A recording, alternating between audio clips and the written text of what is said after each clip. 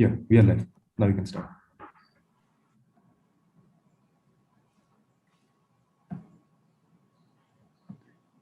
A very good morning to the respective judges, participants, volunteers, and the audience. Born from the minds of the undergraduate community at IISc Bangalore, Pravega is an idea that grew into an intoxicating 4-day experience. Merely 7 years old, but having gained enough momentum since its inception, it has now claimed a spot on the list of top 10 fests in India. Owing its popularity to its rhythmic blend of science, art, and culture, and its history of hosting a myriad of competitions, expert workshops, and electrifying performances from top artists, Indian and international, this is the site of a footfall of thousands, a fest that is undeniably growing bigger by the year. Decoherence is Pravega's flagship physics event. It is one of the most successful and prestigious physics competitions at the undergraduate level in India, with teams from all over the country visiting IISc to perform intriguing original experiments designed by the undergrads at IISc and presenting their findings and defending the results in front of a panel of distinguished professors. Owing to the devastating COVID 19 pandemic, this year the event is being held in an online mode. I, Soumyadeep Bhattacharjee, and Rishik Perugu are the coordinators for this event this year. We and the team of our volunteers have tried our best to not let the lack of in person interaction sessions affect the excitement that comes with the event. Undergraduate students with an excellent aptitude in physics are here with us today to prove their mettle. We also have a star studded panel of judges comprising of eminent physicists from various fields. Team Decoherence sincerely hopes everyone has fun today and that everyone goes out of this competition loving physics even more than we do now. So, now we will be proceeding to the rules and regulations of this event. Before going to that, I will summarize what we have done in decoherence before. So in decoherence, there was an objective prelims, a subjective prelims before this final round.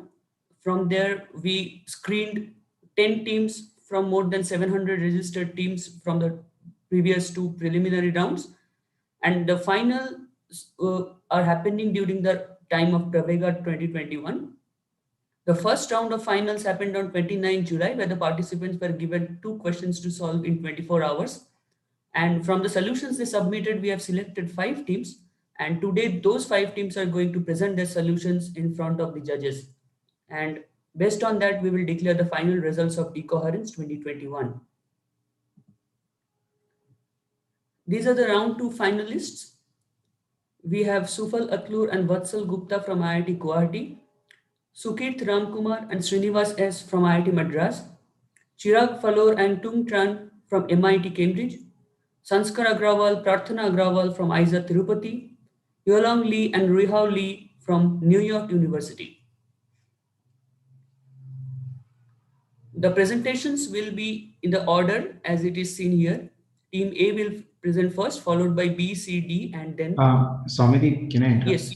Yes. Are you sharing the screen or something? Yes. Isn't it visible?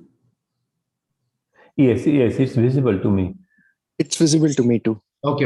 I'll try to figure something. Okay, thank you.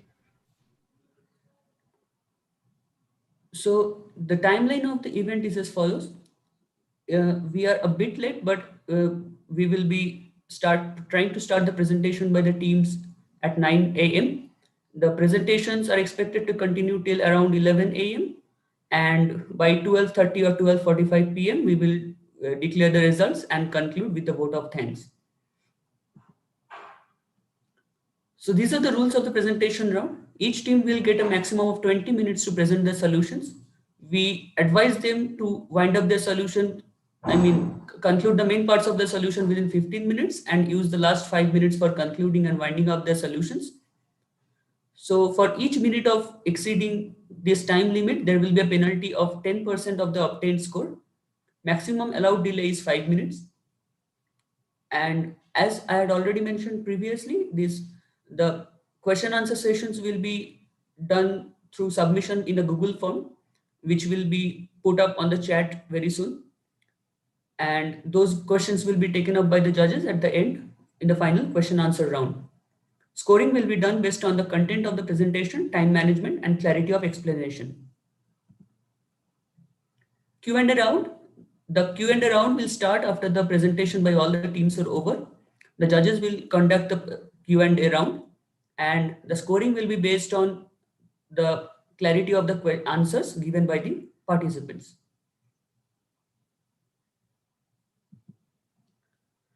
So here are the prizes. After the presentations and question answer round are over, we will declare the top 3 teams. The topper will get 20,000 rupees as prize, followed by the runners up who will get 10,000 rupees, and then 5,000 rupees for the second runners up. All the finalists will get respective certificates for their excellent performance in Decoherence 2021. They will also find mention on the web page of Decoherence Pravega 2021.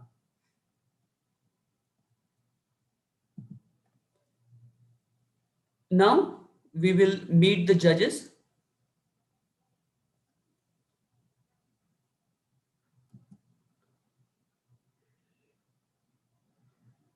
Professor Nirupam Roy is an assistant professor at the Department of Physics, Indian Institute of Science, Bangalore. He did his BE in Mechanical Engineering from the Bengal Engineering College before moving to the National Center for Radio Astrophysics, NCRA TIFR Pune, for MSc and PhD in physics, working on astronomy and astrophysics. Following that, he was a Jansky Fellow 2009 to 12 at the National Radio Astronomy Observatory, USA, and then a Humboldt Fellow 2013 to 15 at the Max Planck Institute for Radio Astronomy in Bonn. He was an assistant professor of the Department of Physics, Indian Institute of Technology, Kharagpur, 2015 to 16. His main expertise is the field of radio astronomy, and his research interests include study of interstellar medium and star formation, galactic novae, and observational cosmology. He has received several awards for his work. He got the Medal for Young Scientists, Indian National Science Academy 2013, Infosys Foundation Young Investigator Award, IISc Bangalore 2017, to name a few.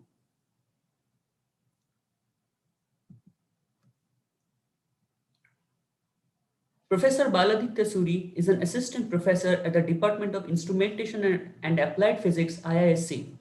He did his BTech in Engineering Physics from IIT Madras, followed by which he joined University of Maryland College Park, USA, for a PhD in physics.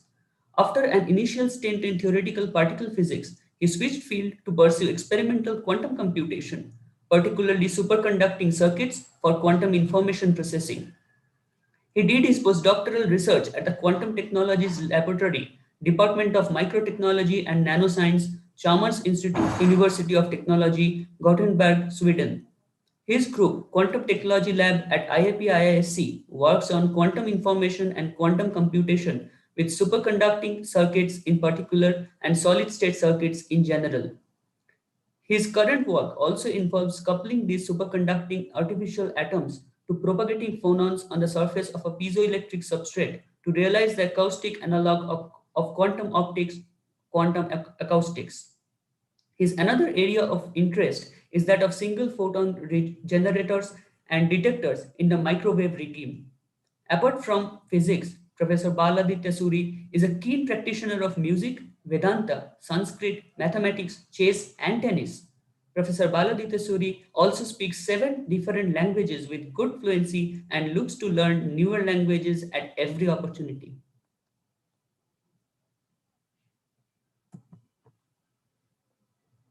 Professor Akshay Singh is an assistant professor at the Department of Physics, Indian Institute of Science, Bangalore. His lab, Optical Ultrafast Spectroscopy and Understanding Material Synthesis, OSMS, is broadly interested in ultrafast spectroscopy and material synthesis. He did his BTech in Engineering Physics at IIT Delhi, following which he joined the University of Austin, Texas for a PhD in physics, wherein he was involved with studying fundamental processes in semiconductors. They used ultrafast lasers to probe electronic interactions and set limits for use of materials and applications. He then worked as a postdoctoral associate at the Massachusetts Institute of Technology before joining IISc as an assistant professor in January 2020. He is interested in a wide range of quantum physics and material science questions at the forefront of science. His research explores the synergy between the two endeavors. The first is exploring new physical phenomena and measuring fundamental properties of materials. The second is synthesizing new materials and modifying them for desirable properties. The synergy lies in the constant feedback between these two endeavors. He is also involved in synthesizing ultra thin semiconducting and exotic materials for new applications in electronics. Apart from physics, Professor Akshay Singh is also interested in books and music. Having introduced the judges, we will ask the participants to take over. Without further delay, I will start the presentation. I will ask the first participants, the team of participants, team A, roll number DCO 30, to start their presentation. Thank you very much.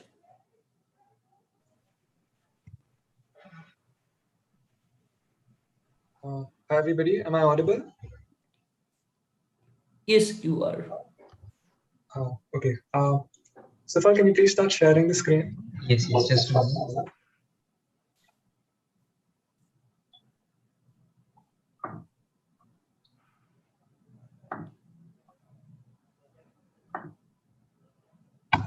Is the screen visible? Yeah. Okay, one moment.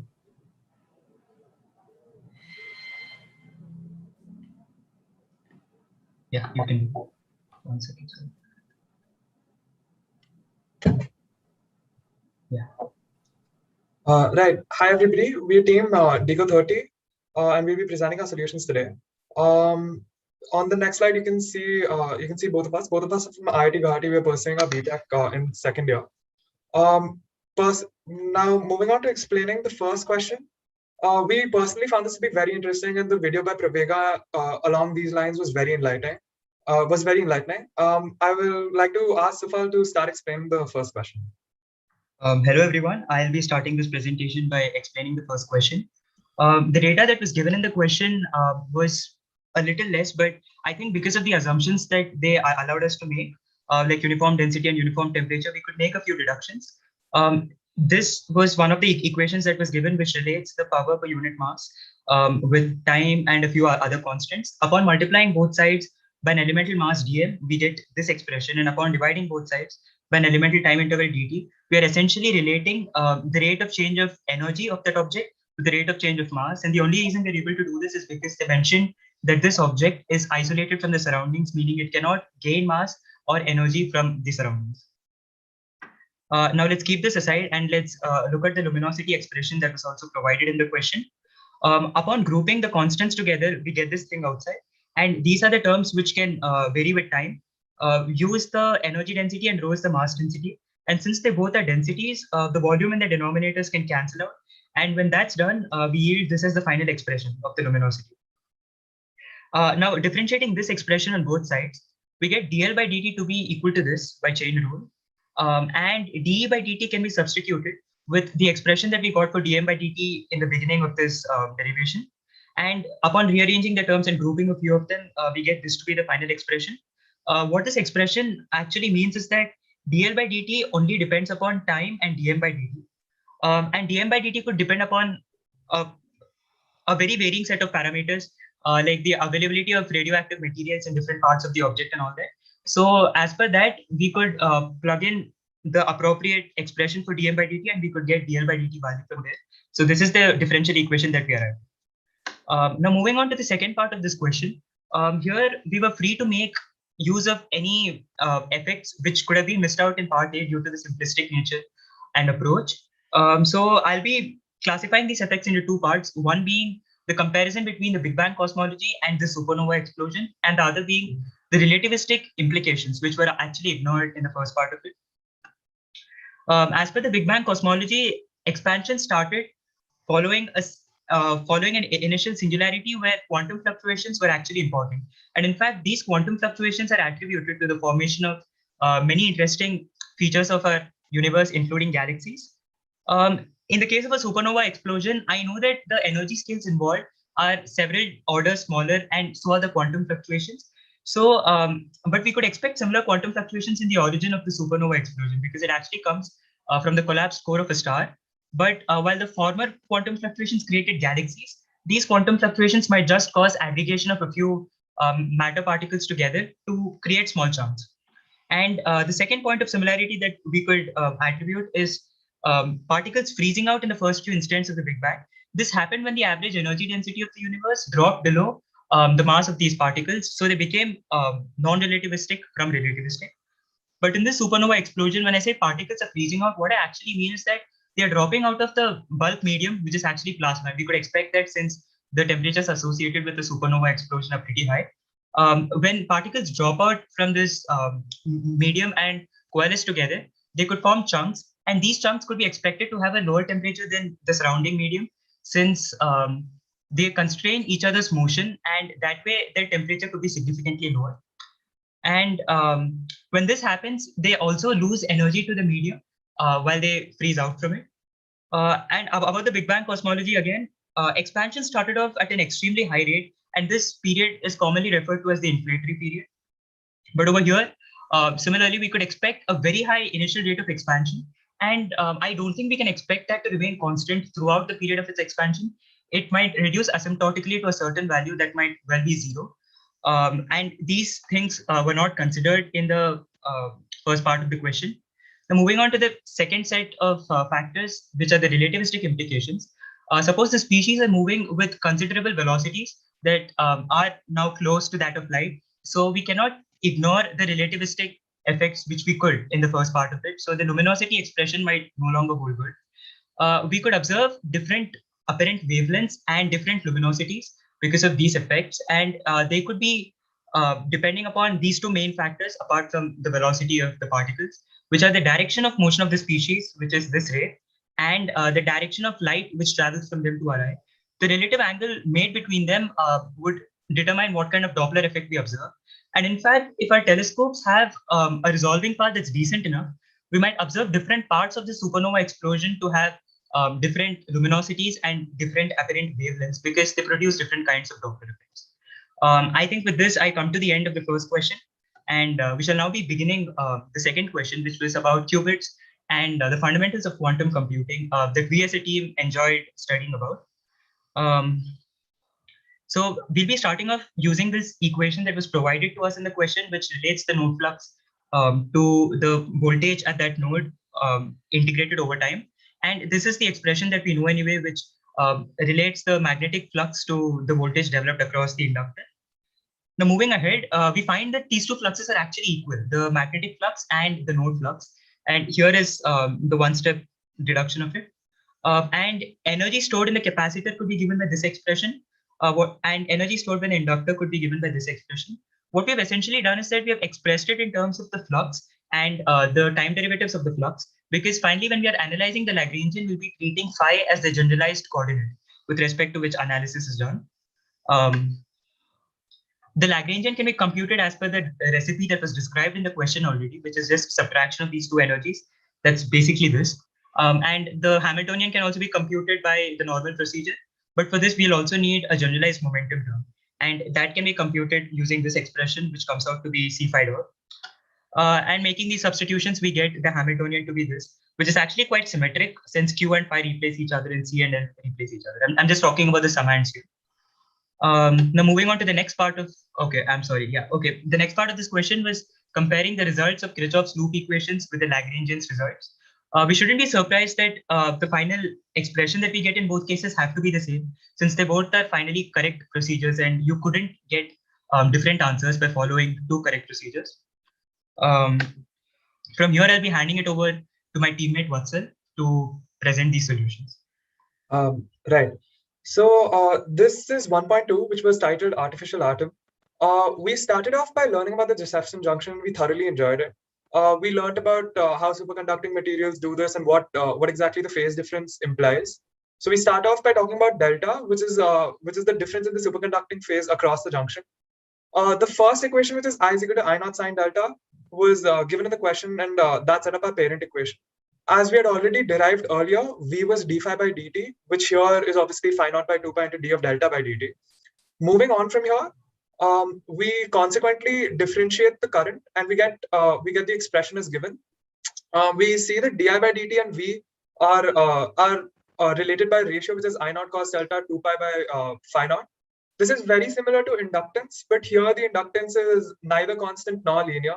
We obtain a non-linear inductance as follows by just taking the I naught cos delta 2 pi by phi naught term.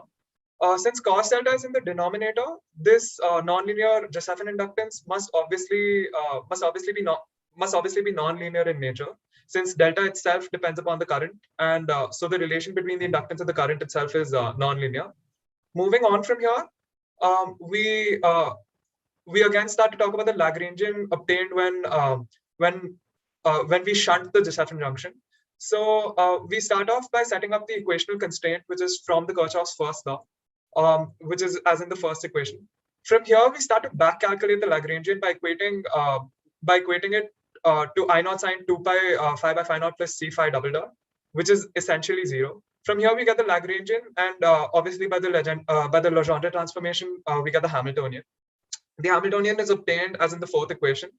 And in part C, we just had to replace those terms by EC, EJ, n cap, and phi cap, n cap and theta cap. So that is the first expression. The second expression I would like to point out is actually when we do not neglect the capacitance by the Josephson junction. The second expression in itself is more accurate, and we have cited the source where we found the second expression. Obviously, it can be derived, but the derivation is slightly more lengthy, as not as elegant as what we've shown here. But nonetheless, it's more accurate, and it makes sense because ignoring the Josephson junction's capacitance obviously gives you a more approximate answer. Moving on from here, talking about the next part, 2.1, or the second part of the second question, was a primer and pure and mixed states. We thoroughly enjoyed this as well. We start off by talking about the general derivations, which is the law of normalization and the projector property. Projector property, which holds obviously for pure states only, and law of normalization, which is enforced for both pure and mixed states. You can see the proof is given below. That is, you can refer our PDF for that as well. Moving on from here, for part A, first one, I would like to call upon Safal to describe this proof. Okay, so the observable value of O cap is equal to trace of O cap multiplied by the density operator and the reverse density operator multiplied by O cap. This is what we need to prove. So we can essentially divide this proof into two parts. The first part being showing that this is equal to this, and the second part showing that this is equal to this. So the first part of it could go like this. Trace of density operator multiplied by O cap is equal to, this is basically the object that's equal to the density operator. And since we have to find the trace, we could replace it by n on either side, and we could sum it over all n. And upon rearranging these terms, we get a term like this. So we can pull in the summation over n inside, and we could pull out the remaining terms outside, and the summation over n would come out to be 1 here. And we are essentially just left with this, which is actually the observable value of the operator O cap. Now, speaking of the second part, trace of AB can be expressed in this manner. And AB can be written as A multiplied by identity matrix multiplied by B. And identity matrix can be written down in this format. Now, making a few rearrangements and substitutions, we can show that this is equal to this actually. And upon simplifying this expression, we get it to be this, which is actually trace of B. So that shows that it doesn't, the order in which the operators are applied doesn't matter. The trace of it would still remain the same because it's commutative. Now, for the second part of it, I would like to call upon Vatsal. Right. So for the second part, we start off by talking about the observable value of the operator O. This is obviously expressed as the summand of mod of Cn square times On by mod of Cn square determines the probability of each mixed state Oi. Mod of Ci square, each of those represents the probability for the state Oi. This is just expressed as a weighted sum in the next term. Moving on from here, rho of the mixture squared is basically, we know that rho of the mixture is summand of pi rho I. Multiplying that twice, we get the double summand over I and j, and we get the following expression as shown. Here, the inner product space of psi I, psi j is delta ij. We will be using the orthonormal property here where delta ij is 0 where I is not equal to j, and 1 when I is equal to j. Taking the trace for the row of mixture, again applying n on either side, we get the summand as shown. Rearranging these, we get the second term, and summation of n, which is that part which Sufal is pointing right now, cancels out and becomes 1. And later on, summation of I and summation of j remains, and we get the square of that. Using the orthonormal property in the last step, we're only left with the terms where I is equal to j. So we get summation of pi squared. And obviously, summation of pi squared should be less than summation of pi, since for each individual pi, the value lies between 0 and 1. So pi squared must be less than pi. And summand of pi, which is the summation of the weights, must be 1. So essentially, in this, we've proved that trace of the row of mixture squared is less than 1, which concludes the second proof. I would again like to call upon Sufal to discuss the third proof. Okay. So for the third proof, we write down the density matrix as this expression, and psi of t can be replaced with u of t multiplied by psi I. I think this should have been 0 instead of t over here, and even over here. I think we wrote the same in the solution as well. It shouldn't have been t, it should have been 0. Our apologies. So psi I of t is equal to u of t multiplied by psi I of 0. And similarly, adjunct of psi I of t would be psi I of 0 multiplied by u adjunct of t. Now we can clearly see that u of t and u adjunct of t are not dependent on I. So we can pull out these terms and we can apply the summation over I for all the remaining dependent terms. And that comes out to be just rho of 0.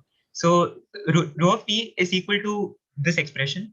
Now upon differentiating this on both sides and applying the chain rule, we get this expansion. Now let's just keep this aside and we can move on to the next part where u is analyzed over an elementary time evolution dt, and we assume this to be true. And this assumption actually satisfies the initial condition that as t tends to 0, u must tend to I, as we would expect. Now u of t plus dt comma 0, actually we don't need to express it in terms of two parameters. We could drop the second parameter and we could simply write it as u of t plus dt. Now this is equal to u of t plus dt comma t into u of t comma 0. Again, we can drop out the second parameter. We could remove this t plus as well, so that this is just u of dt and this is just u of t. So u of t plus dt is equal to u of dt into u of t, and such decompositions are valid for u because of its very nature. Now u of dt can be substituted with this expression, and when we do so, we get this RHS. Upon opening up the brackets and sending it inside, we get u of t minus I h dt by a reduced h into u of t. And sending this u of t to the LHS and dividing the whole thing by dt and applying the limit dt tending to 0, we get this expression. Now, upon taking adjunct on both sides for this expression, we get this identity. So we have basically got two conditions. Now, keeping these two conditions, we go back to the initial equation that we derived, and we'll be substituting u adjunct and u with whatever we deduced over here and over here. So upon doing this, we get this expression, and upon simplifying it and making some small algebraic mathematical manipulations, we prove that this is equal to this, which was the objective of the third part of the question. And with this, I think we come to the end of a presentation. We have covered all the questions that we had planned to cover, but I hope we could have got a little more time. We skipped out a few points that we thought we could cover because of the time constraint. Anyway, I would like to thank the entire team Decoherence for organizing this wonderful program. It has given us a great experience, and this is certainly a memory that's going to last a lifetime. Thank you so much. Thank you.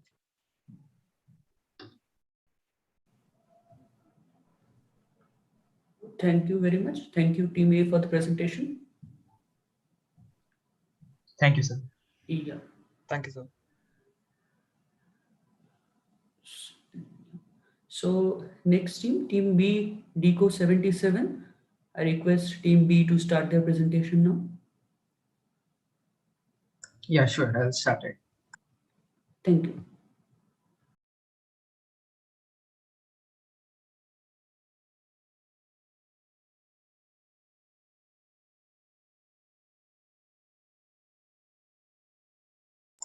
Is the presentation visible and am I audible? Yes, presentation is visible and you're And my cursor, is it visible? Yes, it is. Okay, yeah. So good morning to everyone present here. So my partner Shrivas S and I, Sukit Ramkumar, are currently pursuing BTech in IIT Madras. So we'll be going over the solutions to the two questions. So these are the two questions. I will be taking care of this and my partner Shrivas will be taking care of this question. So starting off with the first question. So in order to try to model luminosity as a function of time, we need to understand the energy interactions that take place within the blast, because luminosity in the end is just the rate at which energy is radiated from the outermost layer. So now this expression has already been given to us. Epsilon is Fc square by T. And now we have to calculate the energy interaction. So when we consider energy at every single layer, we see that the epsilon is going to be a constant. So we at each layer, considering that the mass of each layer is dm, the energy that is generated at each layer is going to be epsilon times dm, which is going to be epsilon times 4 pi r square times rho times dr. So in general, epsilon would actually depend on a lot more factors such as rho, temperature, chemical composition, etc. But as of now, since the model is simple, we would be ignoring that. So I'll be coming back to this equation a bit later because it will help us in calculating the temperature distribution. But as of now, we can directly see that the total power generated by the radioactive elements is going to be m times epsilon naught, where the m is the total mass of the cloud. So since we are modeling energy interactions, first we can see that the cloud will have a kinetic energy. So we can try to calculate that and see if at all there is any exchange of energy as the cloud is expanding. So before that, we'll just make a few assumptions. And as I go along, I'll be making necessary assumptions wherever it's required. So first of all, we are assuming that the ejecta is going to be spherically symmetric at all times. And apart from the energy given by radioactive decay, other fusion processes are going to be neglected. And we are assuming that there is only one sudden burst in the beginning, and the ejecta that is released will have total mass m. And so since like this model is just for the expanding ejecta, it's not going to model the beginning of it. So we are assuming that as soon as a considerable amount of ejecta is released, which happens at time t is equal to t naught, the sphere expands with a constant velocity v naught, as given in the question. And we can assume that the gravitational attraction and radiation pressure balance out in such a way as to maintain this velocity. So this is the kinetic energy. So we are assuming that the density is going to be constant throughout. So therefore, the velocity at all the layers, it's going to vary in a linear manner. So this is going to be the velocity relation. And after you integrate all over the volume, considering all elemental fractions dm, you're going to get the kinetic energy is going to be a constant. It's going to be independent of t. So I have not written the calculations over here. It's there in the final answer. So now we consider the other energy interactions that might be present. So one of them is the gravitational potential energy. As the sphere is expanding, the gravitational potential energy is going to increase. So that should be an important factor to consider. And this is going to be the energy transport and temperature. So unlike what's stated in the question, and I'm not going to be assuming a constant temperature. So at the end, there would be significant energy transport with the help of radiation, and that will be considered. This is the luminosity, which is being lost from the outermost layer of the star. And this is already given. And over here, I'm assuming that kappa is going to be the radiative opacity, which is given by 1 by rho L, where L is the mean free path of a photon. And there might be other energies which I might have not considered. So I'm just going to call them residual energy. But as we will see later, I'll be able to combine this and this. So this is the differential equation in the crude form. I've not it needs to be refined more. So you can see that the power will be generated by the radioactive elements, and some energy will be lost again when the sphere is expanding, the gravitational potential energy. And over here, this is the energy transport. So as the sphere expands, the temperature would likely decrease. So that excess heat, it's going to be transferred. So that's why I'm adding this term over here. And the luminosity, since it's going to be radiated, the energy is going to be lost. So I'm subtracting that. And this is the resultant energy, the residual energy that I was talking about. So after calculation, we can find that rate of change of omega is going to be this. And many of you might recognize this as the fourth Taylor equation. So this actually models the temperature differences throughout the layers. And after integrating that and after using that equation, which I showed earlier, you get this. But it might be difficult to calculate internal energy since we don't have the core temperature. So what I have done is I've integrated this and this to give the rate of change of the total energy density, which is over there. So this is the energy density multiplied by the volume. So I've combined those two expressions over here. And I've assumed that the radius of the sphere is going to be V naught times T because it's moving at a constant velocity. And luminosity over here, I've just grouped all of them. It's a constant. I'm going to call them J. So I've differentiated these two. I've differentiated these two terms, and then you get U dot, and using this expression, you get L dot. And after a lot of manipulations and calculations, you end up with this expression. And finally, after you integrate all of them and you put them in terms of the variables which are already known to us, you get this big differential equation over here. And we can see that we know all the constants over here. We know M, we know V naught, we know C, etc., kappa, all that. So L is the one which we are trying to calculate. So now, I'm coming to the light curve approximation. So this equation, as you can see, is a bit complicated. So I'm going to go back to the crude differential equation that we obtained earlier. So because it'll be easier for us to see exactly, play around with the parameters to see exactly how the light curve is going to behave. So for now, I'm ignoring gravitational force because the ejecta is going to be spread out to a very big distance. So the gravitational attraction can be neglected while approximating this situation. So what exactly happens is that initially the ejecta acquires a lot of kinetic energy. Because it's just starting to expand and it's acquiring a lot of energy. So this term over here and this term over here is going to be high because even radioactivity is very high at that point. Therefore, luminosity, it's going to be high, but not too high, as we'll see. And then after some time, since there is a t square term over here, this is going to drastically decrease, and this is not going to drastically decrease compared to this because the denominator has only t over here. So because of that, the luminosity term is going to reach a peak. And after that, since both of these terms fade away because of the t's in the denominator, even the luminosity is going to slowly fade away. So as you can see, this is just a rough sketch, without consideration of scale or anything. And there could be, few peaks over here and bumps and flat curves over here. But this is just an approximation. So I'm not considering that right now. So coming to the part B of the question, there could be additional things which we can include over here. For example, we can include neutrino luminosity, which comes in the epsilon expression. Right now, I've considered energy at each layer, but then there could be a lot of neutrinos which are ejected and which do not interact with matter. So it might be important to include the neutrino energies as well. And relativistic effects, as mentioned in the question, what would happen is that there would be a Lorentz boosting of photon energy and time dilation of radioactivity. Because of this, the luminosity is going to be slightly higher than what was observed. Because time dilation of radioactivity, it would take more time for significant amount of it to decay. So the energy which is being generated would still be high. So there would be an increase in the luminosity observed.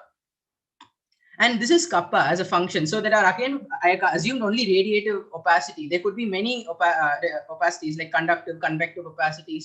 And again, within radiative opacity, there could be many types. This is a free transition. There could be free bound transition, bound transition, etc. And all of them would depend on several parameters, including temperature and density. And over here, X represents the fraction of hydrogen and Z represents the metallicity.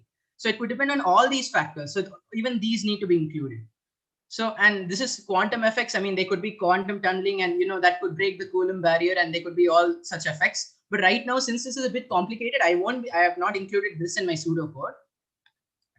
And again, as I said, there could be convection equations. I only took the radiation one because it's the most prominent, since mean free path of photon is way greater than that of a particle. So that's more prominent. And again, the chemical composition, it would have a significant influence on the radiation pressure, epsilon and kappa.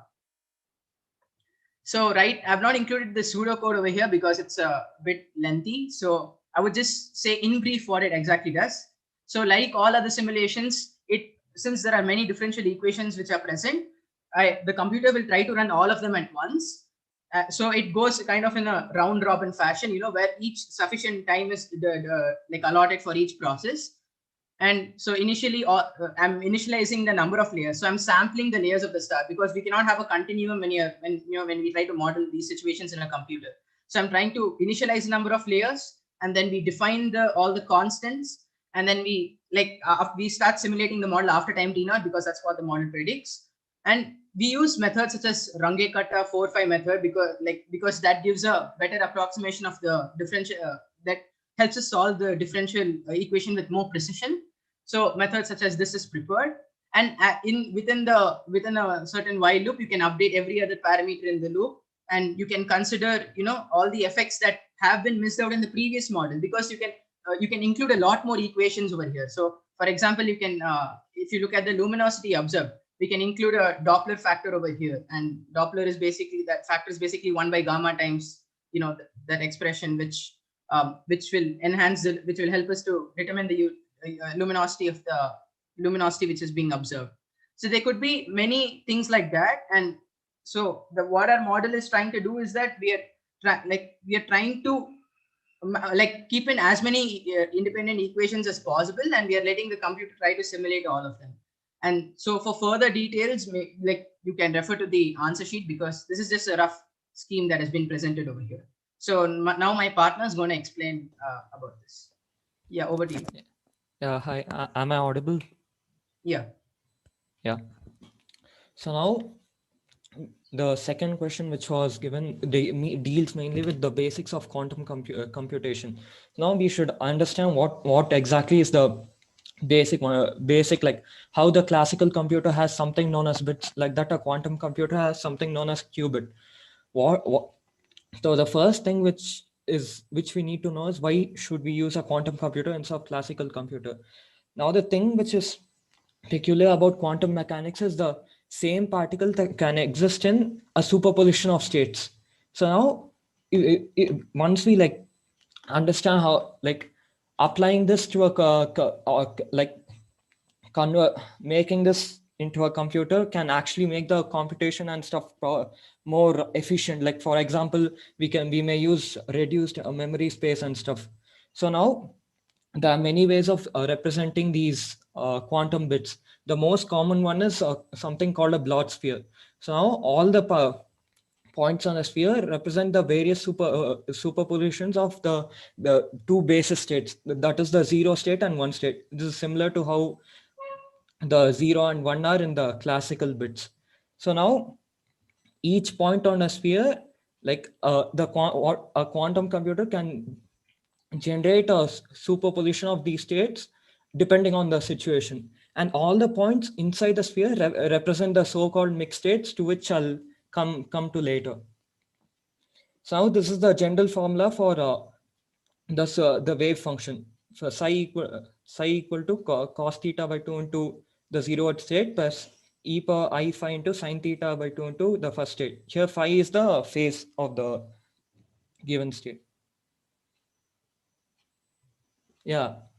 So now the next thing is, in case of a classical computer, the states are generally stored as electrical impulses. For example, the one state may be like the 0th state may represent 0 volts, and the one state will be a state like, for example, 5 volts.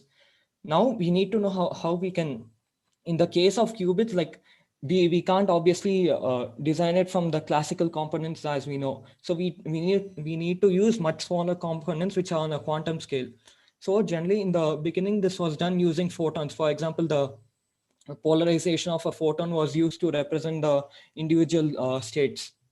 But then this was found to be inefficient, and there were many the problem of decoherence was also one for these photons. Now what this company called IBM did was, it designed a quantum LC circuit, like for example the type which was given in the question. So now these quantum LC circuits basically act as artificial atoms. So like these consist of superconducting components known as Josephson junctions. In these, there are actually like two superconducting materials which are separated by a thin insulating layer. Like it's sort of similar to a capacitor. Now, due to something called the Josephson effect, there'll be a tiny current which passes without any external voltage field applied. So now they use this to their advantage, and we can shunt it with a capacitor to generate what is known as an artificial atom. Now, to find the energy levels of this so-called artificial atom, we can use the Hamiltonian, so which gives us an idea of how the energy levels could be. As in the first question of the second part, in which we discuss about the Lagrangian of the classical LC circuit, we extend this to the Josephson junction one.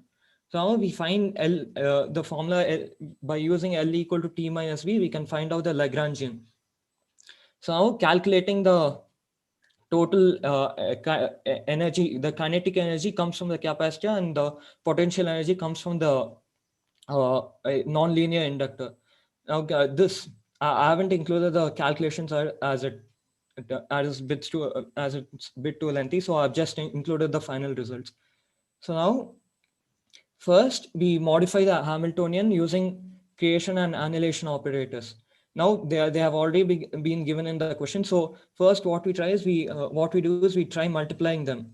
So now we get this equation in which we have m cap equal to this thing, and then we have an imaginary component. So we try analyzing this imaginary component, which consists of a commutator. So now we add for this we add half on both sides. Now this gives the first equation. Now another thing which is to be noted is, just in the case of how a quantum SHM works, in the same way this too works. So for example, the momentum over there is represented by phi cap over here, and x is represented Hello? by q cap.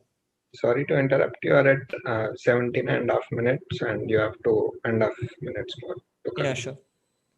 Now simplifying these, this gives us so can you go down, Suki? Yeah, so simplifying all this, we get h cap, which is this. Now further solving putting this in the Schrodinger equation and solving this, we get this equation. Now this is similar to an atom in which like if you calculate the energy difference is proportional to n square. I mean n, yeah. Can you go down? Yeah, and then from that we can solve for alpha and beta by solving the required differential equations for the time-dependent Schrodinger equations. So we get this following graph. Now we can use these appropriately to change the bit states of our system. Now we deal into pure and mixed states. Now in a pure state, like it's nothing but a superposition of basis states which cannot be distinguished. So here we can take the example of blue and red marbles. Now in a pure state, it'll be like each marble will be a combination of these colors. Maybe it'll form some violet color or something. However, in a mixed state of marbles, there'll be some marbles which are in red state and some in blue. Like for example, 50 will be in red, 50 will be in blue. So now for this, we use a pure state can be represented using a wave function superposition. However, mixed state is represented using a probability matrix. Yeah, now one thing we have to understand over here is like the qubit can actually interact with this environment. So it can get entangled with it and it may cause it to decohere. So now in the process of decoherence, like the pure state of a qubit actually goes into a mixed state. So we actually lose most of the information. Now to calculate how this is done, we can actually use a partial trace, which is the method for which is given in this diagram. So we can consider the 2 into 2 submatrices and we can add the individual traces. Doing this gives us a probability matrix for A, which is an identity matrix multiplied by half. Now, if we square the probabilities and add them, we get the trace of PA square is half, which is less than 1. So as was discussed in the proof part of the decoherence thing, this implies that this is a mixed state. So we lose much of the information which was there in the initial qubit system. So hence we should try avoiding, we should make measures which should decrease the external interference with the environment. Thank you. Okay, thank you. So I think this is the end of our presentation. We could have included more, but because of time constraints, we are limiting the information. So you can refer to the answer sheet for detailed explanations. Thank you.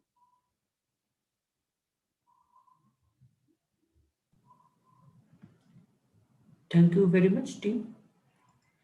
Okay, this is to announce that if some team is, I mean, on the verge of exceeding the 20 minutes time limit, we will DM both the team members regarding that. So keep an eye on that. And regarding the answer sheets, yes, as we had said earlier, we have shared all your answers and slides, everything with the judges, and they are looking at it as we are giving the presentation. So we will move on to the next presentation, DECO 99.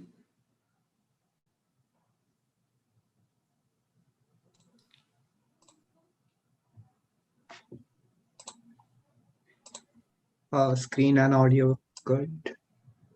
Yes. Okay. So this is Deco 99. I'm Chirag and my teammate is Thung. We are first years at MIT, going to major in physics. This is our presentation.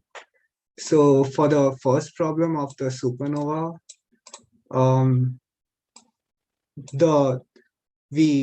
because it was given that the density and temperature is constant throughout the star, the density can be given by the simple equation, and we can the change in energy of the star can be considered like as sources and sinks. So the epsilon m gives the energy which is getting in due to the radioactivity, and then the star is losing energy from luminosity and the change of kinetic energy of the star as due to the expansion.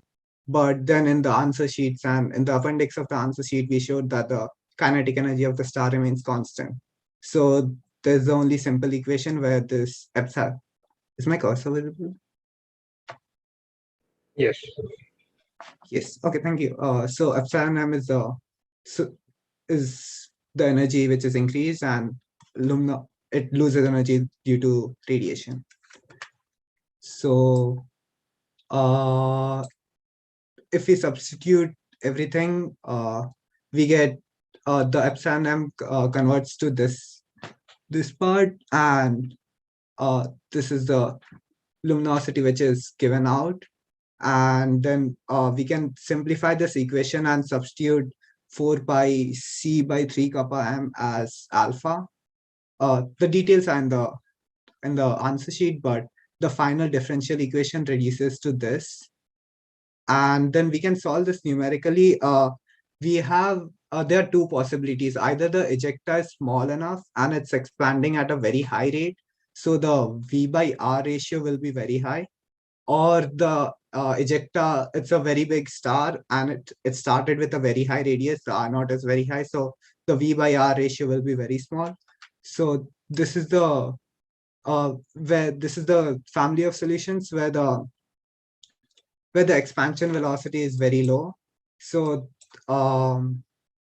you can see that these solutions go to a peak and then come down. This is because initially there's a lot of radioactivity, so the total energy increases, and because luminosity is directly dependent on total energy, the luminosity increases, and then due to the fact that now luminosity has increased, so the amount of energy which is going out of the star has increased. So it comes down back. So it is, and this is the solution where V by R ratio is very high, so a very small star. And as also luminosity is proportional to radius, so initially it's very low, but once it starts to expand, it just rapidly shoots up and then decays down slowly. So this was a very simplified model.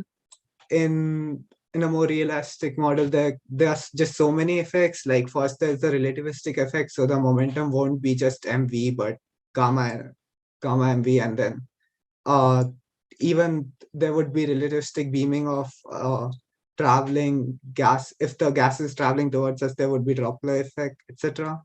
Then there would be gravitational effect. If the ejecta is very massive, it will or like if the ejecta is around a star, the like we have to consider the gravitational potential energy, which is getting decreased as it expands. And then obviously we assume density and temperature to be constant throughout the radius, but it is not, and it can vary, and we have to solve the stellar equations to consider that. There might also exist viscosity so that the layers won't slide off easily, but might lose, might just face uh, resistance towards expansion. And then, yeah, the opacity changes very highly with temperature, so it does not remain constant, but we assume kappa to be constant. And yeah, the like stars are usually considered homogeneous, but for a variable star, there might be some spots where there is a lot of radioactive material. So it depends on how the starting explosion started. So these are some of the equations which are just follow from mass conservation, energy conservation, momentum conservation, considering all the factors which we listed. And then more equation could be found on Wikipedia, which is like how the temperature varies with the with radius and different stuff. So we can just make an ensemble. This is the ensemble of differential equation. For the pseudocode, we can first, with all these equations, we can assign each variable in the computer, initialize them, and then we can discuss like we'll run the system in parallel in small time steps. And yeah, there are many numerical methods like the Rangekutta, which is discussed. So like at each point, we calculate the value of differential equation and update each quantities with the small change. Like we can adjust the accuracy of the computer accordingly about the result. And then also if some quantity is varying slowly because it's like at a maximum or something, we can just increase the time steps at that point.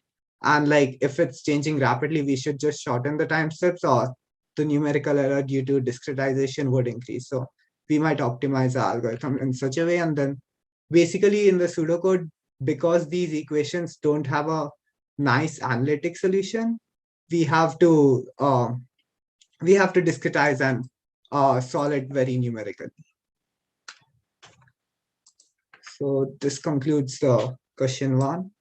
For question 2, this is basically it was a really cool question about how qubits are designed and why do they work as they work.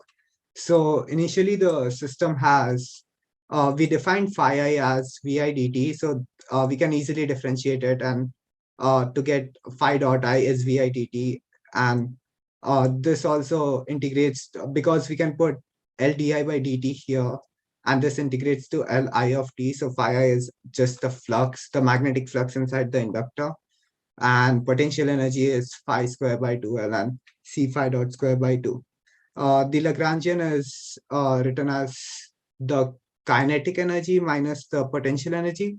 Kinetic energy was defined in question to be the energy of the capacitor. So it's like half C V square, and V is phi dot, minus now potential energy of uh, potential energy was defined to be the energy of inductor, which is half Li square, and Li is equal to phi. So this is phi square by 2L. And Hamiltonian can be just written is defined as pi phi dot I, which is the generalized. This is the generalized momentum and generalized velocity, minus the Lagrangian, which simplifies to q square by 2c plus phi square by 2L. And then using the Euler-Lagrange equation, which is d by dt by del L by del phi dot minus del L by del phi equal to 0. We get this equation. You can see that because d by dt goes in, so this simplifies to phi double dot plus phi by LC equal to 0. This is the canonical equation about the resonance oscillator with the frequency 1 by root LC. So this reduces to the equation found in Kirchhoff's law. And then we introduced Josephson junction, where I varies with phi naught with a specified relation, and we can invert that relation and substitute a back end to get using L is defined as d phi by di. So Lj is phi naught by 2 pi 1 by root I naught square minus I square. And we can integrate the potential energy as LID, like the potential energy stored in the inductor. So we can integrate this, and substituting in the limits of this integration, we get this expression, and Hamiltonian can be written as the total energy plus the potential energy, or like Hamiltonian plus Lagrangian is equal to twice the total energy, and we can rearrange that to get total energy plus potential energy in this simple case. So Hamiltonian reduces to this relatively common equation. Then as per the given substitutions, which was given the question paper, we get H is equal to 4 EC n cap square plus EJ1 minus cos theta cap. And then because we were expected to simplify it for small values of theta, this is basically the Taylor expansion of 1 minus cos theta cap. And then substituting in the respective annihilation and creation operators, we get like B plus B theta, B cap plus B dagger cap is theta cap by, like, this term comes from this, and this term reduces to this. So these are how the Hamiltonian just simplifies to as per the given creation and annihilation operator. Then we this has to be said, like, this was added later to find the eigenvalues. To find the eigenvalues, we have to slightly modify. We can't use omega naught. We have to modify it to omega naught plus del, and we expand this thing with the multiple terms, and these are not commutative, so you can't just club all the terms. They would remain separately. The terms which don't have equal number of B and B dagger are like fast rotating terms. They will cancel out over the time, and then the only terms that will be like B dagger B or B dagger. And we also know the commutator of B dagger is 1. So using that fact, that equation simplifies to this, where del is defined to be minus EC. And then this can be written as omega m times like the two states. So the final energy eigenvalues, just substituting in omega is equal to omega naught plus del, it reduces to this. So it's not exactly a harmonic oscillator. There is a slight aharmonicity, but it almost represents them in small limits. So then we just have to simplify. Then we truncated the Hilbert space to just two state. So this simplifies the situation a lot. And then the Hamiltonian is for 0 state, it's just the energy is E naught, and for 1 state, it's E naught plus H per omega. So if there's a 0 state, this will cancel out, and then this will give out the eigenvalue E naught. And if there's 1, this will give out the eigenvalue E naught plus H per omega naught, which is E1. And we can simplify this in identity operator and the poly Z matrix as this expression. Like, it's a basic algebraic manipulation. And then we can substitute that in the Schrodinger equation, like the given. This is for the how we are controlling qubit with the oscillating field. Substituting everything in the Schrodinger equation, we get these two differential equation, which simplifies to this. We wrote beta. There was just typo. We wrote beta here and minus here, which should be plus. But I'm using in the phase that alpha 0 should be 1 at the starting as given, because the initial state was get 0, and the beta t should be 0 at the starting. There is no phase factor. So the probability is just mod alpha t square, which reduces to cos square and sine square. This was alpha t in our answer sheet, which is obviously a typo. Then we can prepare any qubit, because so in this term, this frequency, which controls the phase of the ket 0, and this frequency, which just controls the amplitude, these both are different. So like, we can, for long enough time, we can create any phase and any combination of phase and amplitude possible. So because we can just manipulate phase and amplitude as per our own, we can just create any possible qubit, any possible qubit which is which we want to create. So this is a very general method to create any qubit. Yes. Then this was basically related to the pure and the mixed state. So firstly, trace is defined as this equation. And by just using the definition of trace, like we substitute in O cap and this is the definition. Now pi can come out because rho cap and psi I reduces to p cap psi pi psi I, and pi is a constant, so it comes out. And this is the definition of expected value. So this reduces to O cap. And similarly, rho cap, O cap can, this term will reduce to pi pi psi I, and then again the expected value. So this reduces to O cap. Similarly, trace of rho cap square, like this is by definition, and then we can just combine this term and this term to get summation of pi square psi I, which is 1.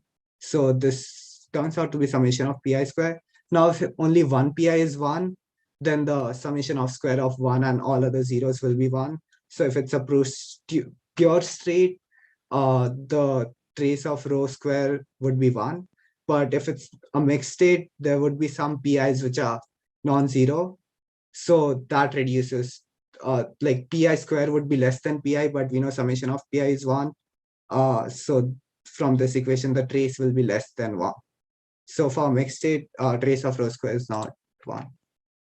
For Q2.1A3, we just use the unitary operator. We know rho of t is defined as ut rho 0 u cap, where u defines the evolution of density matrix. And like Hamiltonian can also be defined in this fashion. So this is the commutator. We know d rho by dt is like the commutator of minus I. The commutator of Hamiltonian and rho multiplied by minus I. And then solving this, we just get the required relation to prove.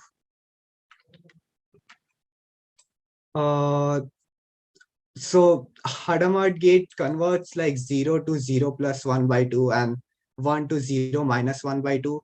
But if it's already in a superposition, it converts it to 0. So if it's a pure state, which is a superposition, it converts to a singular state. If it's 0 plus 1 by 2, it converts to 0.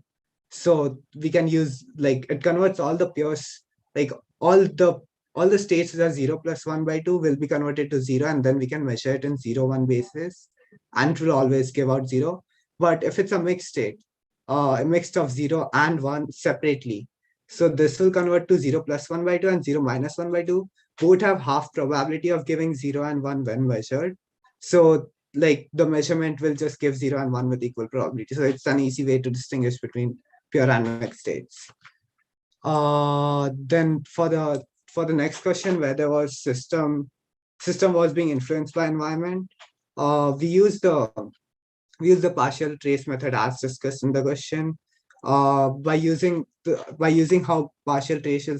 modifying how partial trace was defined for our particular system, this is the formula, and then we just substituted the row of AB in this formula, and then combined the terms which are non-zero. So after multiplying these two terms and these two terms and adding these, the equation simplifies to this, and this is we can rewrite this in a matrix form, and also we have to normalize this as the initial state wasn't normalized. So like by normalization, we just have to make the trace of rho to be 1, because like the total probability should be 1. So after normalization, we get this matrix, and we initially proved that trace of rho square is less than 1 for mixed state. And when we found trace of this matrix, it's like this. And if epsilon is greater than 0, this is 1. This is less than 1. So psi would become a mixed state after decoherence. So that's our presentation. Yeah, there was a bit time limit, so we skimmed over some of the calculations, but we can discuss them if needed. And thank you all for organizing this competition. This was really good, and it gave us a very nice learning experience. Thank you so much.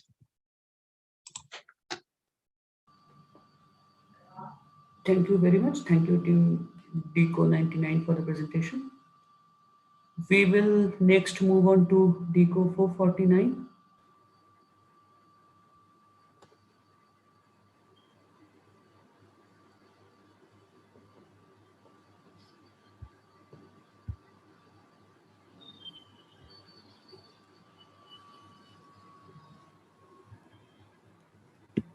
Just a second, I'm resharing. Please let me know if you can see the presentation. Sure.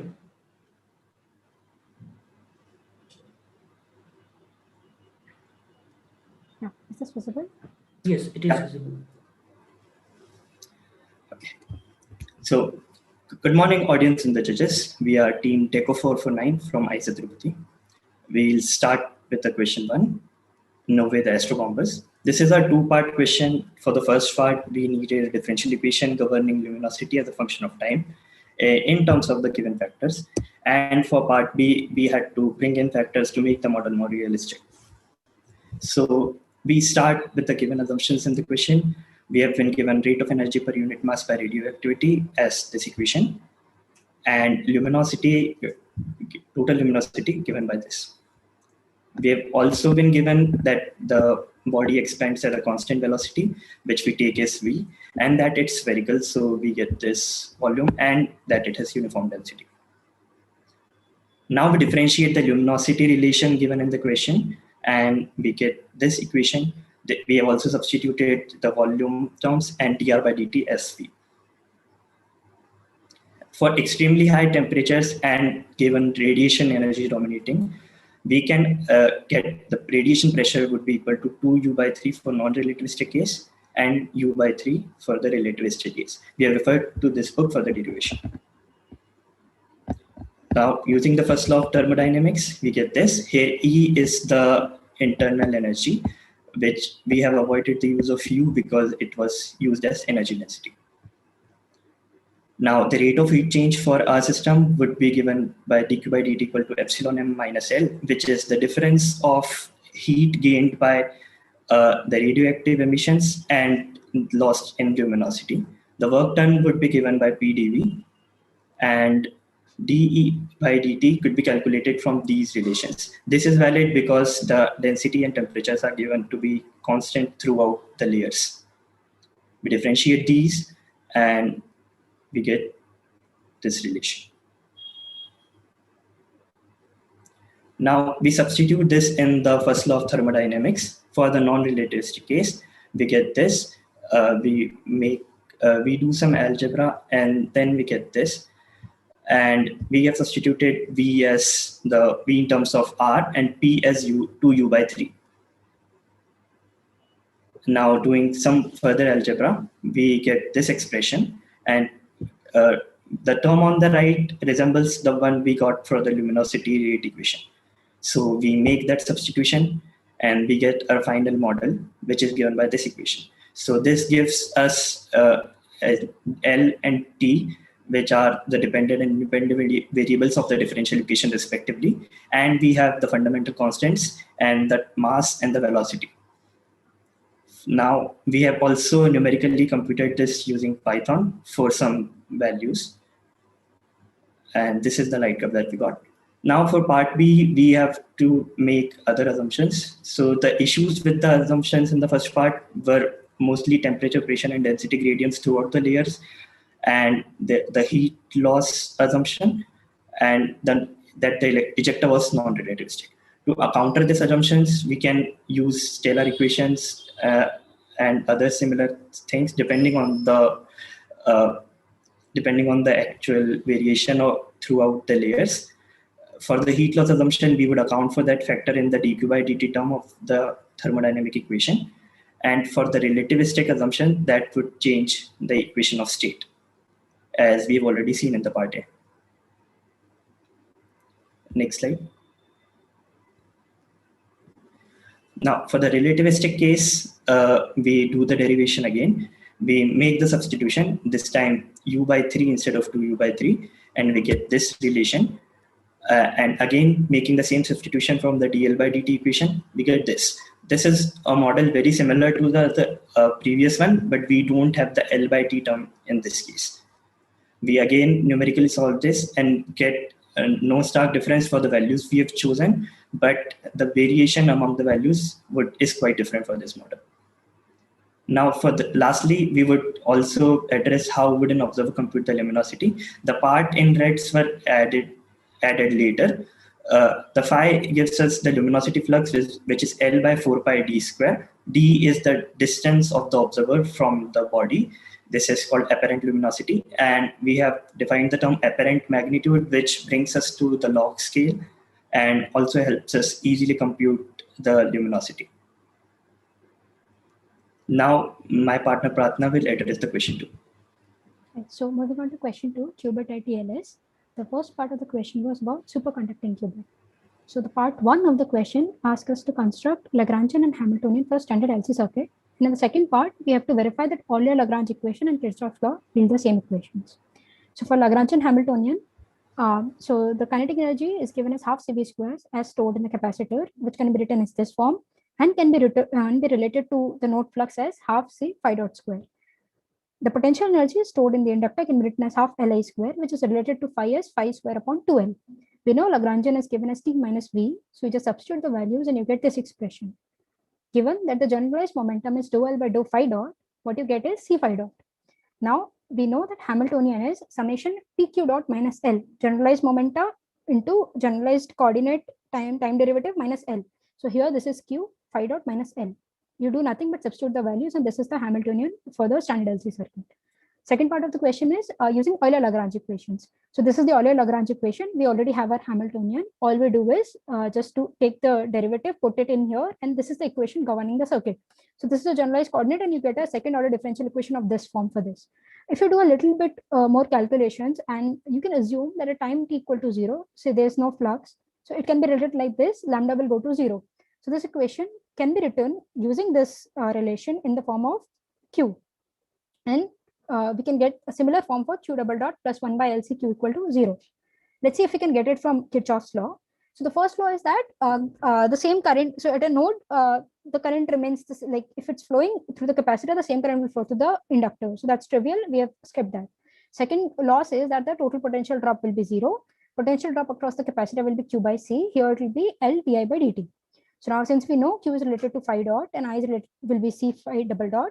So substituting the values, you get the similar expression. So here your generalized coordinate is Q and you're getting the similar second order differential equations governing the circuit. So here they yield the same equations and we verified it. Second part of the question is, 1.2 question is, you have to show that Josephson junction is a nonlinear inductor. So what you do is, you're given that the tunneling current is I equal to I naught sine 2 pi phi upon phi naught. You assume this thing to be a delta. So this is your I0 sine delta. And by definition, the way phi is defined, V is phi dot, right? So now what we do is we differentiate this with respect to time. We get I0 cos delta and the extra term. Here d phi by dt is replaced as V. Now, since we see that di by dt is proportional to V, like in an inductor, V equal to L di by dt.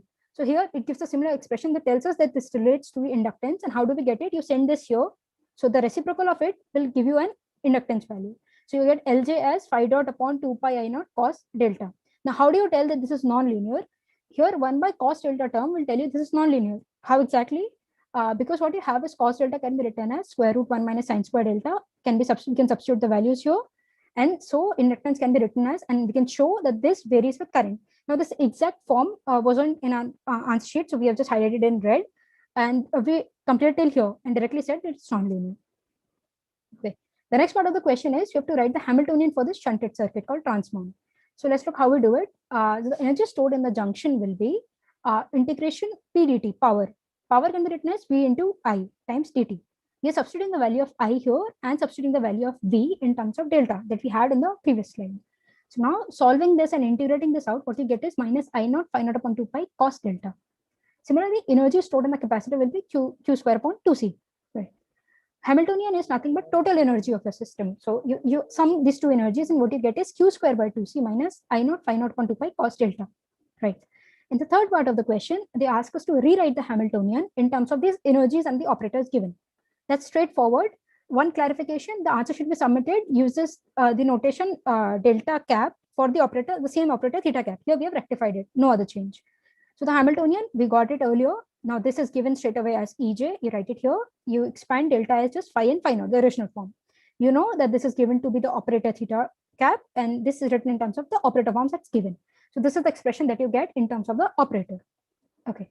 In the next part of the question, straightforward, you're just asked to expand the Hamiltonian up to fourth order of theta.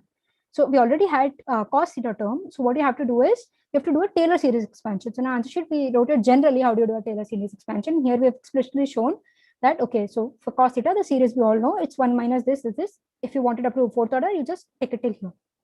Okay. The last part asks us that given annihilation and creation operators, you have to rewrite this and create energy eigenvalues, etc. So what you do is you're given these ladder operators. What you do is you get the values of theta cap and n cap in terms of creation annihilation operators. Now we already had the expression in terms of n and theta. So you substitute this value. So this is the expression you get for this. Now we are also told that B dagger B is M. So we know you can see it by multiplying also that the computer relation of B dagger comes out to be 1. So you can get the value of B dagger and make necessary substitutions in whatever form. This is the general form that will be there. One point to be noted, energy eigenvalues can be outlined as, so we have to find the first order correction. You have to find first the unperturbed Hamiltonian. You have to find the expectation values. That will be your actual eigenvalues. But the perturbation term that you add will be the expectation value of your perturbed Hamiltonian. So the exact details haven't been done, but this is the outline of how you add the two terms, and this is how you get the energy correction. The 1.3 question asks us to write the Hamiltonian for a two-level system and then rewrite the Hamiltonian in terms of identity policy. So Hamiltonian for a two-level system, you're taking the basis 0 as 1, 0 and state 1 as 0, 1. So any general state psi can be written as general superposition with coefficients C1 and C2, which are normalized. Hamiltonian H can be written in a matrix form as this. When you substitute the values, you're assuming E0 is the energy corresponding to this state and E1 is the energy corresponding to this state. Simple, straightforward. Second part of the question is you have to write it in terms of identity and policy. So what you do is you have policy operators, any two-dimensional matrix in the Hilbert space can be expanded in terms of the basis of poly matrices. So you write it in terms of the coefficients. What you do is substitute these matrices, find the values of the coefficients, and this is the Hamiltonian in terms of identity and sigma z. 1.4 question is very interesting. The question is given an H0 and Hi Hamiltonian, which is of the drive field. Given a state psi t, you have to find the values of alpha t and beta t. Okay, so now let's get going about this. H0 we already have diagonal elements E0, E1. Hi, if you simplify a bit in our matrix form, will be this. Solving sigma plus and sigma minus similarly. Given psi t is some alpha t this component, beta t this component. Now for simplification of the calculation, we have just assumed, okay, the difference is said to be half omega naught. I'm considering for the sake of calculation that E0 is 0 and E1 is h cut omega naught. So now your psi t simplifies to this form. So when you're writing in a column vector, you get just two alpha t here and beta t in the second value. Using the Schrodinger equation, you substitute the values in terms of matrices, right? And you take the time derivative of it. All that remains is just matrix calculation. You have to multiply this and equate the entries.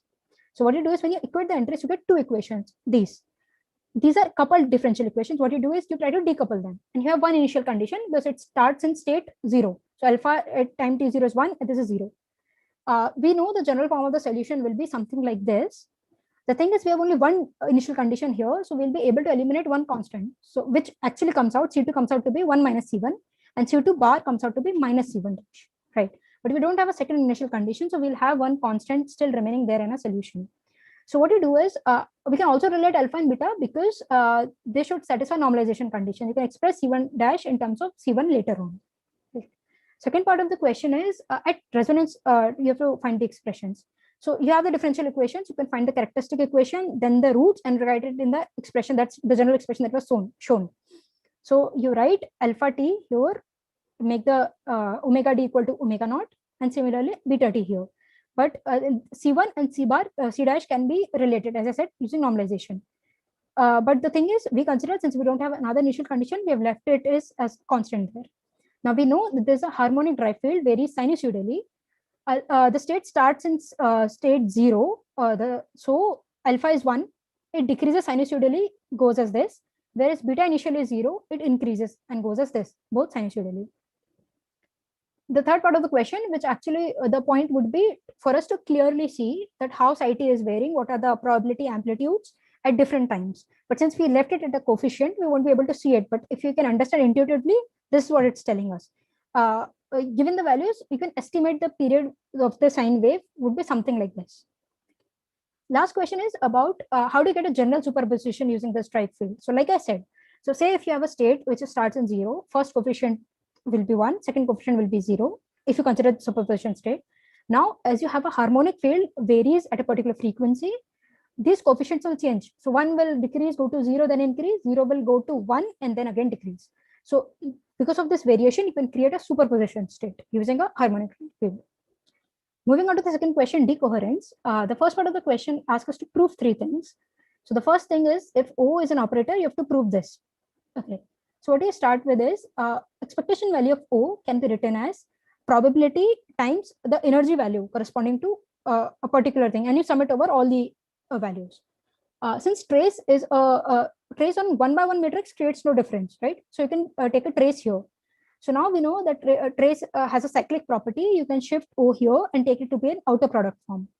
Since we know trace is a linear as well, so you can send it in here, send O out, and this is what you get. This is nothing but density matrix. So what you got is trace operator into density matrix.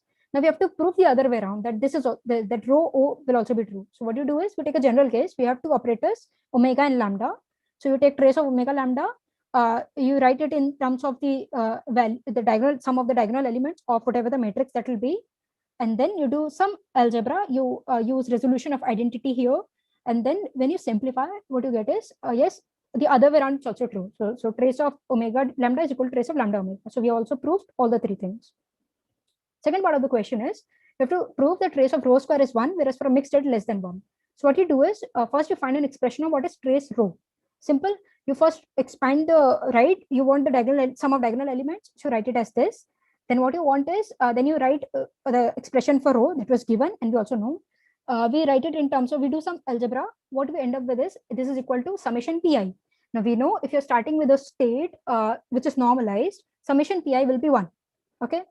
Now let's see how trace of rho square varies. So trace of rho square can similarly be expanded, summation of diagonal elements, and then you are using resolution of identities. So now how are these two related?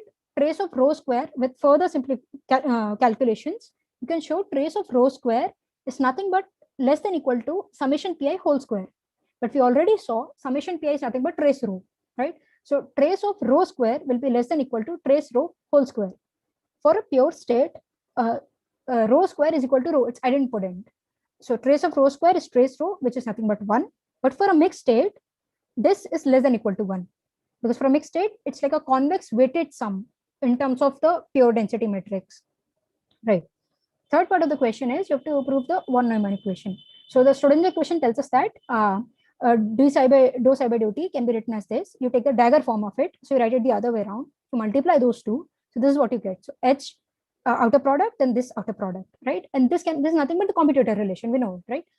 And here we can write this as psi can be written in terms of its eigenstates with probabilities, whatever the probabilities of individual states are.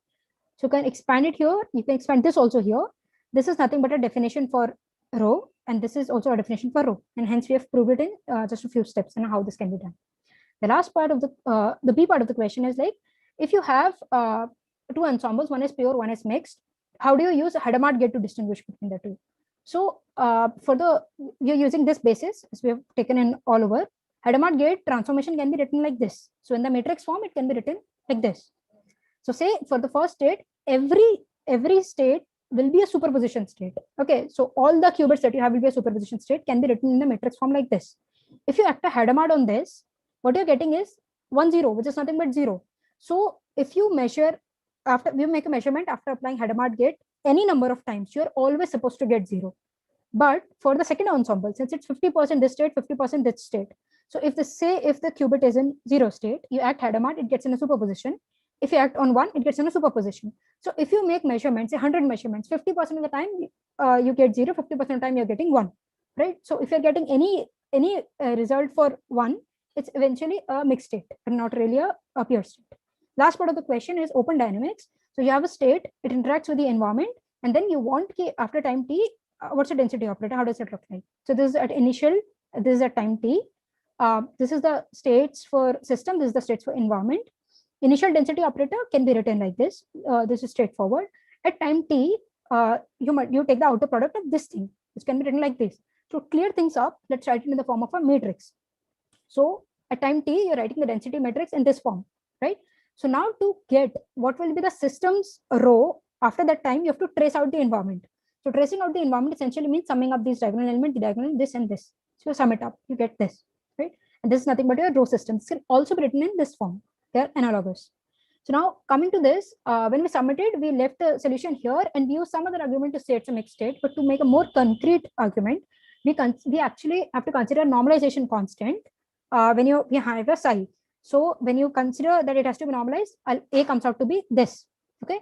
And then you include it in all your calculations. Then your row changes, your row square changes. And when you take trace of row square, it comes out to be 1 by 2 when you substitute all the values, which is less than 1. So you can say that it's a mixed state. Here are the references that we have used. And thank you. Thank you for organizing. Thanks for giving us a chance to present.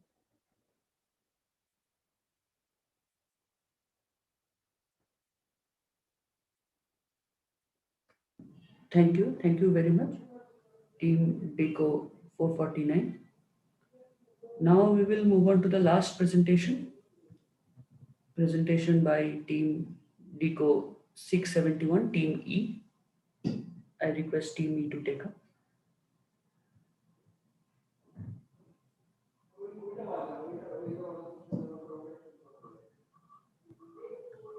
Okay, so we're going to share screen. Please.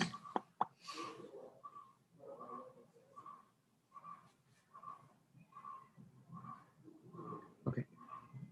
Yes, it's visible. Can you see our screens okay? Yes, it's perfectly Wonderful. visible. Yeah, you may start. Okay, Thank you. I'll start the video. Okay, yeah. So hi everyone. I'm Yuelong, and this is Ray Hao, and we're from New York University. We're sophomores, rising juniors essentially. So yeah, this is our presentation. Okay. So going to the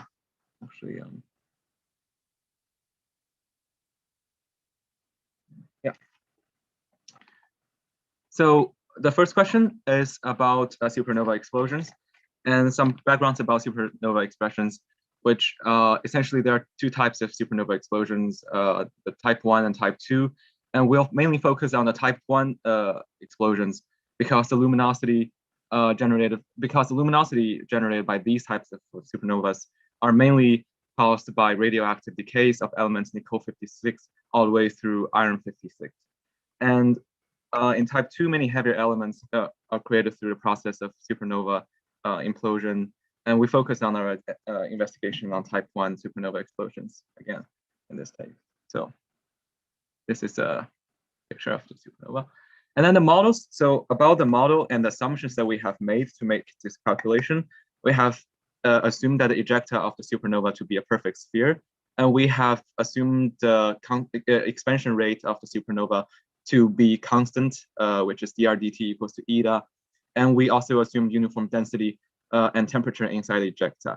And then we also assume that radioactive decay is the dominant and hence the only only source of energy, so that there are no other sources. So when we want to account for the divergence of the energy flux, it's only based on epsilon equals to Fc squared over T given. Now, the ejecta does not exchange either heat or mass with the surrounding. Hence, radiation is the only way that energy can get out of the ejecta. So by radiation, we mean the luminosity, and its intensity is given by the formula L equals to 4 pi r Cu divided by 3 kappa rho. And we initially make the assumption to simplify the calculations that energy loss through this form of radiation, essentially luminosity, is negligible to simplify the calculations so that we take that to be 0 and consider this whole ejecta to be actually a closed system. Now, we move on to finding out the release of energy by radioactivity, and the epsilon T is the rate of energy generation per unit mass in our ejecta as given. And since we assume that no energy are exiting the ejecta, then and the density is uniform, we can directly multiply this rate of generation per unit mass by the total mass to get the rate of change in energy. And that gives us this formula, essentially dE dt equals to V rho epsilon, and epsilon given this form previously.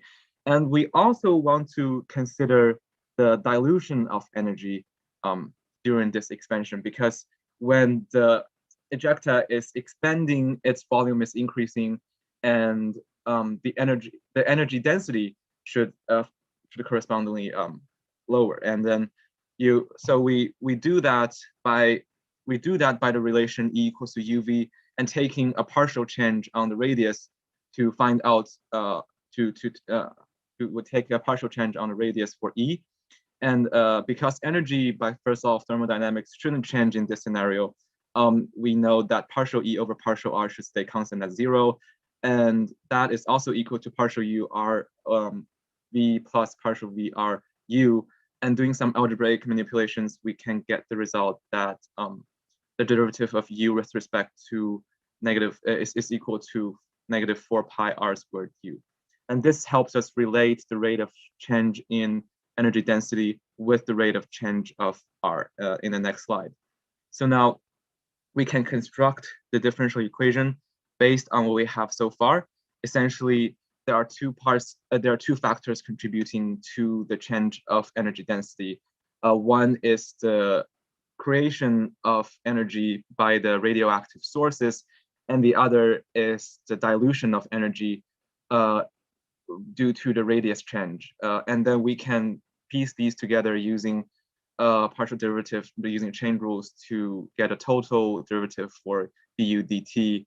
And this brings us to the conclusion that du dt is equal to rho fc squared over t subtracted by 4 pi, so subtracted by eta third t squared u. Well, eta here is denoting the constant rate of expansion of the ejecta again.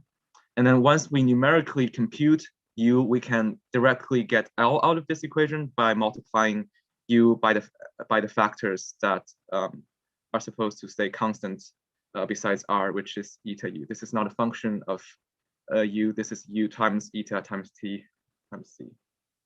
So this is the energy density measured in terms of time, and we solve this using Runge-Kutta method, Runge-Kutta 4 method, and then numerically. And then the next slide is the light curve using the luminosity over time, using the formula that we had, multiplying, essentially using proportionality between light luminosity and energy density. So we actually recognize that we have made a slight error in energy dilution calculation. The truth is that there is this term EV should actually be U over V, and this brings us to the relation that energy density moves the energy density, changing energy density with the changing radius is actually inversely proportional to the rate of, to R, not proportional to R squared. So that this, and then we also wanted to remove the assumption that the energy loss to radiation is negligible that we used to simplify calculations. Now we don't want to do that, and we actually consider the loss of energy through luminosity by taking this term out of the energy, so that we can get the total changing energy as the by summing up the energy that is leaving the system, which is negative L, and the energy that is entering the system, which is through radiation epsilon rho V. And this brings us to this equation. And again, piecing up all of the changing energy over time and the change in and the dilution of energy density over time, we piece together these two, and we get the total, and we get a complete equation for energy density calculation. And it actually causes a problem because of the correction to the error is that the highest term, which is the dilution of energy term, is actually inversely proportional to time instead of square proportional to time, which we had before. Now this causes a problem is that these two terms are the only terms that are bounded by U or actually bounding U over time. And because it's inversely proportional, it's actually not enough to bound the energy in terms of time. So that by our conclusion, this luminosity actually blows up over time by the simple model that the ejecta just keeps expanding. So that if we base our solution on the assumption that the ejecta continually expands, what's going to happen is that the energy density goes to infinity, and hence the luminosity also, the energy density doesn't go to infinity. Energy density kind of plateaus, but the luminosity is going to infinity over time because the lack of bounding power in the terms, in the differential equation terms. So we had to add in another, we had to actually loosen another assumption, is that the radius stays proportional to time. Now we want to make that actually expand quickly. We want to simulate a supernova. We want to consider the case where the ejecta follows a tangent, arctangent-like curve, or a 10H-like curve, where it expands quickly initially, and the rate of expansion is going to slow down over time. And this is our new formula used for the radius, and we plug that into the formula. It's actually very interesting because it's going to, the quick surging luminosity is followed by a rather slow decay, as opposed to the quick decay in the luminosity here. So for the results, this is the light curve of the observed type 1 nova explosions and in log scale, measuring log scale. And this is the one of the improved model where we assume that R is going to stop expanding. So the ejecta stops expanding after a while. And we also make the assumption that du dr is proportional to the inversely proportional to R and proportional to U. So this is the light curve of this is the light curve without the additional assumptions and the corrected model but we also make the assumption that du dr is proportional to R squared, UR squared. And it's clear that the corrected model actually seems to be a better fit to the actual light curve as seen. And because for future steps, we can consider modeling the heat energy distribution inside a supernova with non-uniform internal temperatures. And that means the energy can be distributed differently, and that may cause some differences in terms of luminosity and how energy is transferred. And we can also seek for solutions under relativistic scenarios. We can also change the radioactive decay equation to better reflect the actual conditions in supernova, where there is not a single radioactive source, but two, is both nickel and cobalt. And we can also better model the ejecta expansion by taking account the gravitation and radiation pressure to see how they balance out each other and change the deformation of ejecta over time. Yeah, thank you. And moving on to the question 2. Beautiful. Thank you so much, Yelong. All right, now let's move on to qubit TLS. So we have an LC circuit here. We define as such the phi node flux and the Q charge accumulate on the capacitor. We treat charge as the generalized coordinates as usual, and we construct the Lagrangian of the circuit as the energy stored in the capacitor minus energy stored in the inductance. We know that the voltage across inductance is proportional to I dot. That gives us, well, we integrate both sides over VDT is equal to LDI, and we get phi equal to Li, which is a beautiful relation between phi and LQ dot. So now we have the power to substitute the phi into the Lagrangian. So the generalized coordinates becomes the node flux, which we care about. And yeah, we have L as a function of phi and phi dot. Interestingly enough, the generalized momentum conjugate to phi is exactly Q. So we do a Legendre transformation, and we find the Hamiltonian of the system. And then we look at the Lagrange equation, which gives us an equation of motion in terms of phi. Right? And then we also know the Kirchhoff's voltage law that gives us the equation of motion in terms of Q. Okay, and those equations are equivalent to each other since phi is linearly proportional to Q dot. And it makes sense. because the conjugate coordinates, they live in the same space. So there can only be one valid equation of motion. Now, moving on to the Josephson junction, we have an alternating current that has a sinusoidal form, and we take the total derivative with respect to t, and we get an implicit expression of phi. We find the inductance, which is not linear because it depends on phi, the node flux, which is dependent on time. We find the power of the Josephson junction, IV, and then the energy of the Josephson junction, so that we have constructed the Hamiltonian of the circuit as the energy stored in the capacitor plus energy stored in the inductance, the Josephson junction. And then we rewrite the Hamiltonian, and taking the limit phi is much less than phi naught, theta goes to 0, we arrive at the final form of the Hamiltonian. This Hamiltonian can be treated as an unperturbed Hamiltonian, consisted of n squared and theta squared, plus an additional term, theta fourth, which is a higher order perturbation to the Hamiltonian. And then what we do is we treat the unperturbed Hamiltonian as using the standard procedure of the quantum harmonic oscillator, and we use non-degenerate perturbation theory to include the additional theta fourth term. So we compute a number operator as we did in the harmonic oscillator. And we need to find the commutator relation of theta and n that's related to the commutator relations of phi and q, which satisfy the canonical commutator relations, right? Yeah, and then we have come to this unperturbed Hamiltonian represented by the number operator m, plus an additional perturbed Hamiltonian. So we can find energy eigenvalues and eigenstates of this unperturbed Hamiltonian. And what we do is we use the perturbation theory. We find the first order correction of that Hamiltonian, of the perturbed Hamiltonian, and arrive at the perturbed energies. So moving on, we have now find the eigenstates of the entire Hamiltonian. We represent the Hamiltonian by these eigenstates, diagonalize the Hamiltonian. And then we write it using identity operators and the poly Z operators.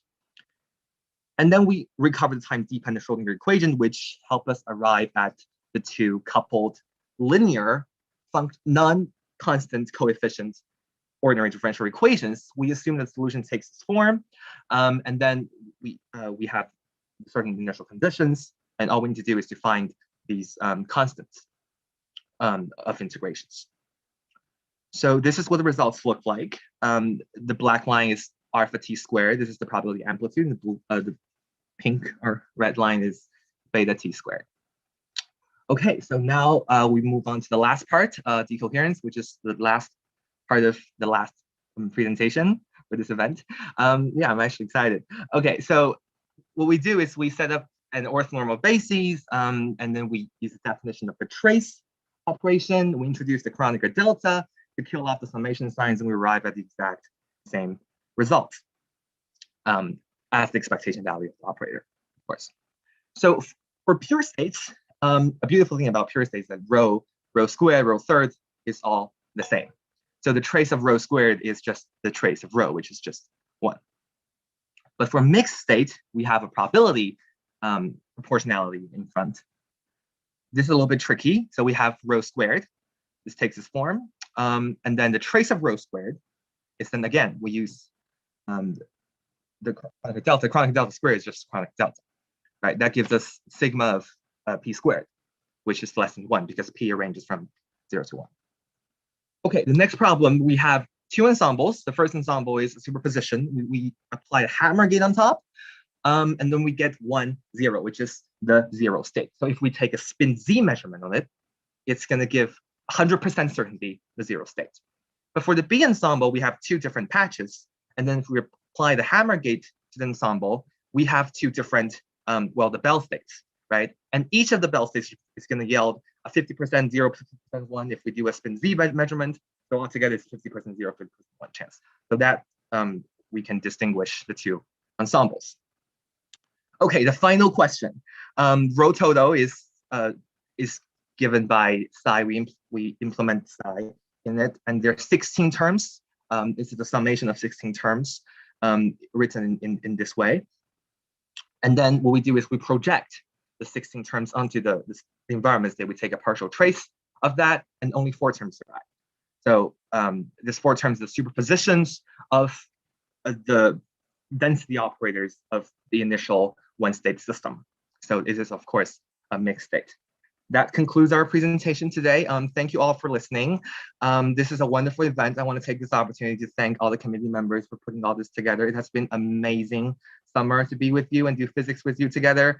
We're apart, right, because of this virus, but yeah, we're all here together for this event, and congratulations to all the participants. We really appreciate all the work you've done, and we can't be more thankful for committee for organizing this event. Okay, thank you.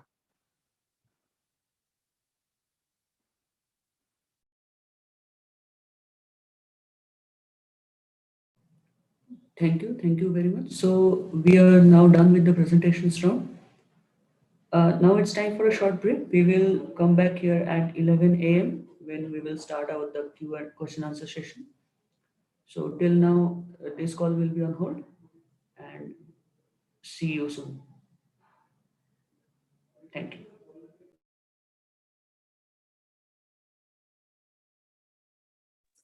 Thank you, everyone. Nice presentation. Thank you all. We'll see you soon shortly.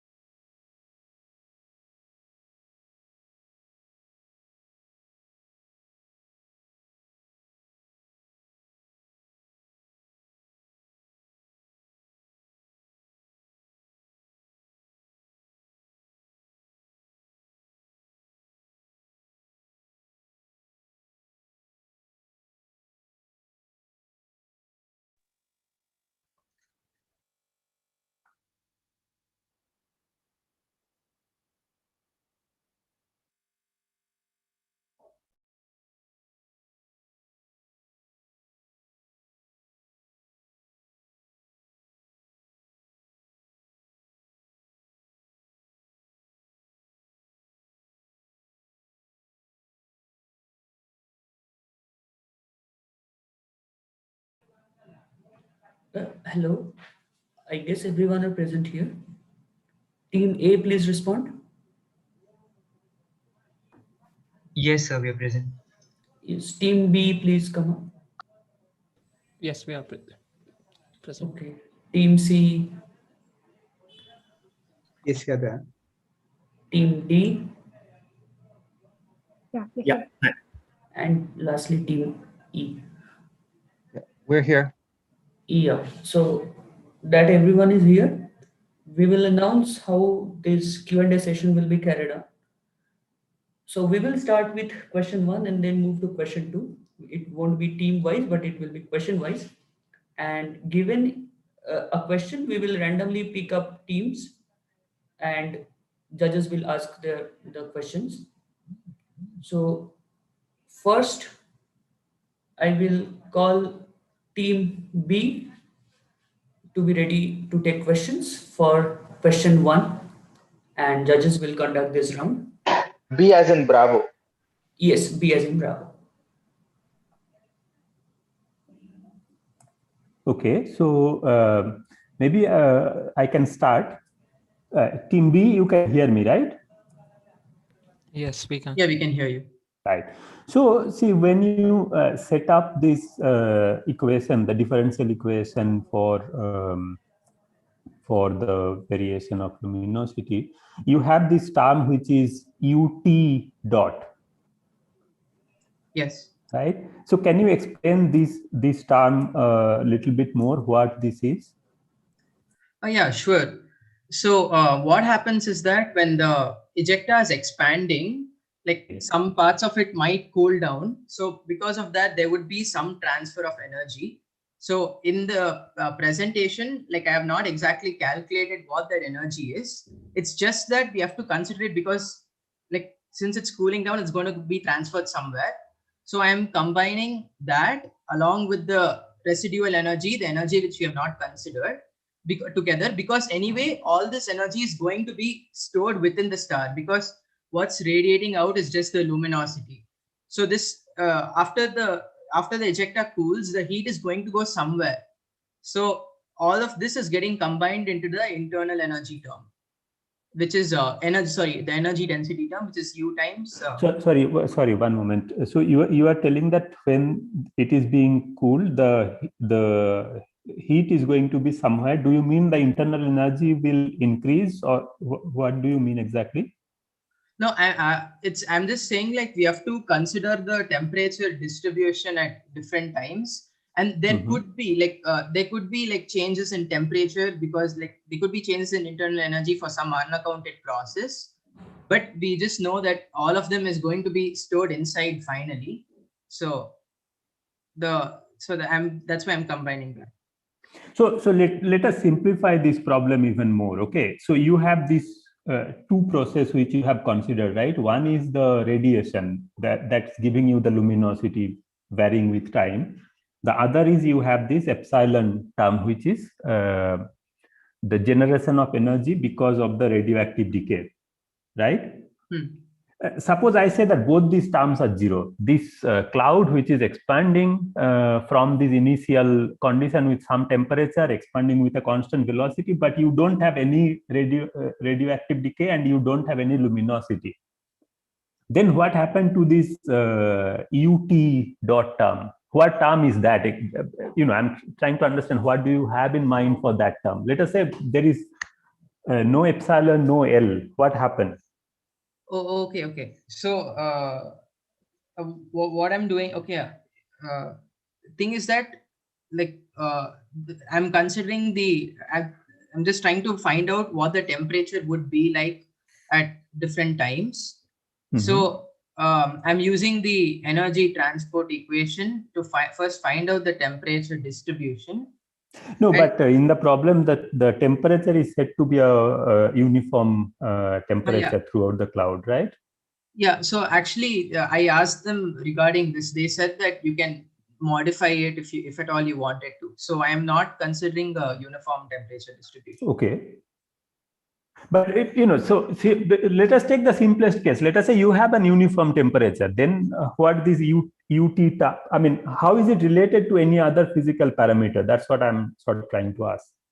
Yeah, I mean, if at all you have constant temperature, then I don't think it will definitely come into the picture, because like then if like when the overall temperature cools down, I mean that can be directly accounted into the internal energy, so that won't make a difference. So your U dot T will be what in that case? I think you can neglect that. I see. Okay. So then in your equation, where does the temperature comes in through? Like where is the internal energy in that equation? Yeah. So what actually, like for the purposes of finding the main differential equation, you don't need to know the temperature. Like I didn't include the temperature distribution at all.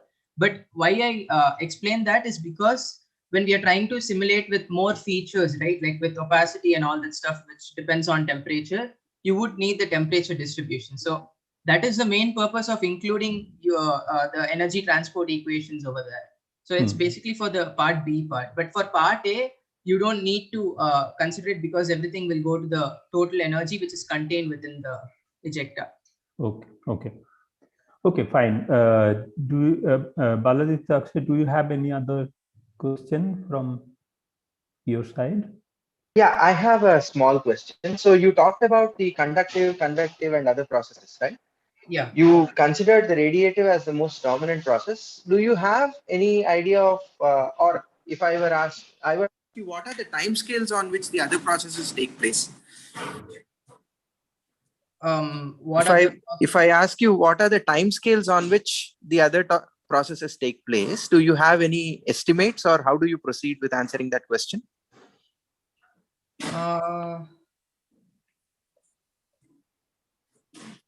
Well, I'm not, I mean, it can be calculatable, but I'm not sure of the exact value since I've not yet calculated the time scales yet. No, in the sense, for example, how would you proceed? How would you proceed? I mean, do you have any method that you can think of, or some order of magnitude calculation that you can quickly? Yeah, well, using the code in part B, perhaps I can after I run it for a significant amount of time, I can like measure the decrease in I can store the change in temperature because of different processes and different variables. And with the evolution of time, if at all there is a significant decrease, I mean, say it's above a certain threshold, then I can say that the time scale of that process is going to be even more less compared to the others, because it's taking place more quickly. Okay. So Nirupam, yeah, I don't have any further. Okay. I don't have any questions. Let's move. Okay. We can then move on to team E for question 1. Thank you. Next team is team ready. E. Right? Team E. Okay. So I have first question I have to team E is that in the last part of your question 1, you assume this radius RT to be eta times tan hyperbolic T, right? Eta, I guess this eta is same as your what you have written earlier as R over T, like the velocity, what was given as V in the problem. So this equation, I mean, is there any physical motivation behind assuming some functional dependence? And also, so this equation does not have a correct dimensionality. So can you comment on that? Which equation exactly does not have a correct? So when you write RT to be eta tan hyperbolic T, your eta is velocity, right? RT equals to is the same eta or is it a different eta? I cannot. I haven't. I'll share screen. I'll share screen actually. So your slide number 19, I think, if you go to your slide number 19. slide number 19. Yes. You have a RT eta 10 hyperbolic T. Is this eta same as your velocity that you have defined earlier? Yes, this is actually a very crude simulation of what this is actually a very crude simulation of what a hyperbolic tangential a fading or a slowing down expansion will look like. It's meant to serve like just a constant parameter that gives me the freedom to adjust how how this expansion rate happens and how long it takes to slow down.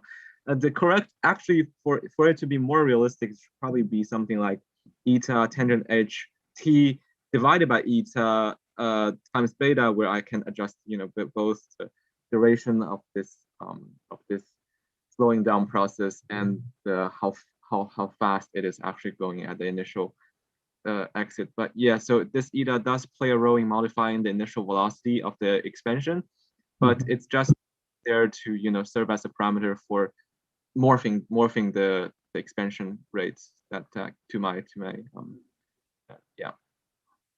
Okay. Yeah, and the other curiosity I have is that when you finally, with your corrected version of the differential equation, when you have the modified expression for the del U del R, right? The earlier one, of course, as you have identified that it's incorrect because you can look at it even it is not correct dimensionality on either side. But the question I have is that from here, can you comment anything about the peak of the light curve? Like, is it possible to say anything physically intuitive about the peak of the light curve? Yes. So depending on how the expansion rate happens, if the expansion rate happens continuously, essentially the last two terms are like restrictive terms. So the higher the energy density gets, the faster that it gets restricted, and it should be bound. It makes a bounding effect. And in terms of light curves, the energy density is plugged into the calculation of luminosity by multiplying eta t, which is the velocity. So it's actually going to be increasing at a faster rate than what ut is changing, because there is an extra t multiplied to it. And right, so if we can get terms that are proportional to u have higher powers with t, then that makes it restriction power more stronger, that it fades out quicker. Yeah, but here the t, because it gets lower and lower over time, it's not enough to bound. It's not enough to bound the energy after some point. Okay, I see. Others, do you have any follow-up on this? I just have a small question and then we can move. Okay. So you're making an assumption that radiation energy is negligible. Can you justify that assumption? Okay. Yes, of course. So at the beginning, I made that assumption that radiation energy is negligible. Radiation loss of energy through radiation is negligible. I cannot justify it because it's a simplification of the problem. But later, in the latter half, I actually did remove that. I probably didn't say it very clearly, but I actually did remove the assumption so that it does get, we do take that out in the energy density. I can share screen here. No, I have the presentation. Yeah. Oh, okay. So it's on page 13. So it, I added in, so I changed the dE dt from the original dE as from the epsilon rho v to negative L plus epsilon rho v, so that this exit of energy is also considered. So what will physically happen? You stop the radiation loss. Physically, it seems like it won't make a very big difference, because on the next page it shows that this term has a factor of inversely proportional to t squared. So it's actually diminishing faster than the dilution of energy term. So adding this term doesn't really change what physically will happen in this scenario, I think. Yeah. Okay, thank you. Thank you. Okay, then we can move to the next team. So for the next team, I call team D. Team D, okay.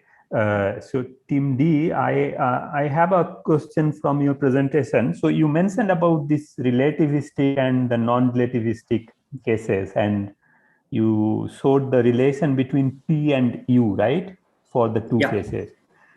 So U, what is U? The internal energy you mentioned as proportional to T to the power 4 in this case, right?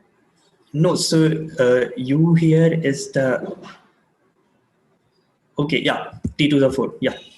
T to the power 4. But then what does that mean? What you are considering here? Why internal energy is T to the power 4? It's the Stefan-Boltzmann law. For radiation. Yeah. Right? So the radiation energy is considered dominant here. So why do you then have a non-relativistic case also for that, when you have U to be T to the power 4 and then the relation between P and U? So both work, right? The P for the U equal to the U proportional to T to the 4 comes from that law. But then we have the ideal gas assumption because of the high temperatures, and we have the then the other case we have the relativistic assumption too, which gives us U by 3. So we get both the terms. First we have the Boltzmann distribution. So there's the 3 by 2 term, which for relativistic a non-relativistic case shows up and gives us the 2U by 3, but it vanishes in the relativistic case. But my question is that when you have already one assumption where you are assuming U to be a T to the power 4, yes, will the non-relativistic assumption again be valid?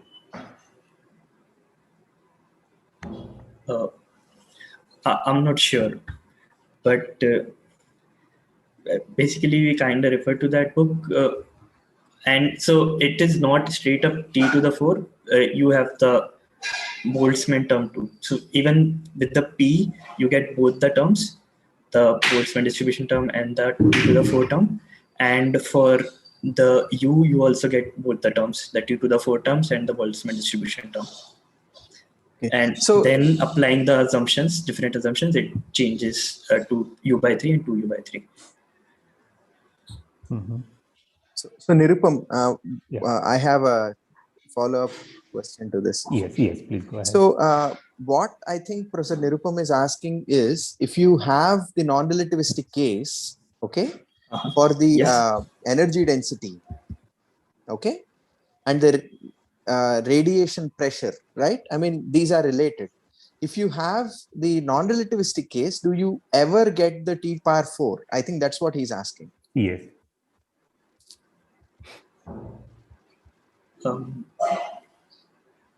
My contention, or rather my claim, is that if you have, only P equal to U by 3, you get the T power 4 dependence and not otherwise. Can you justify it?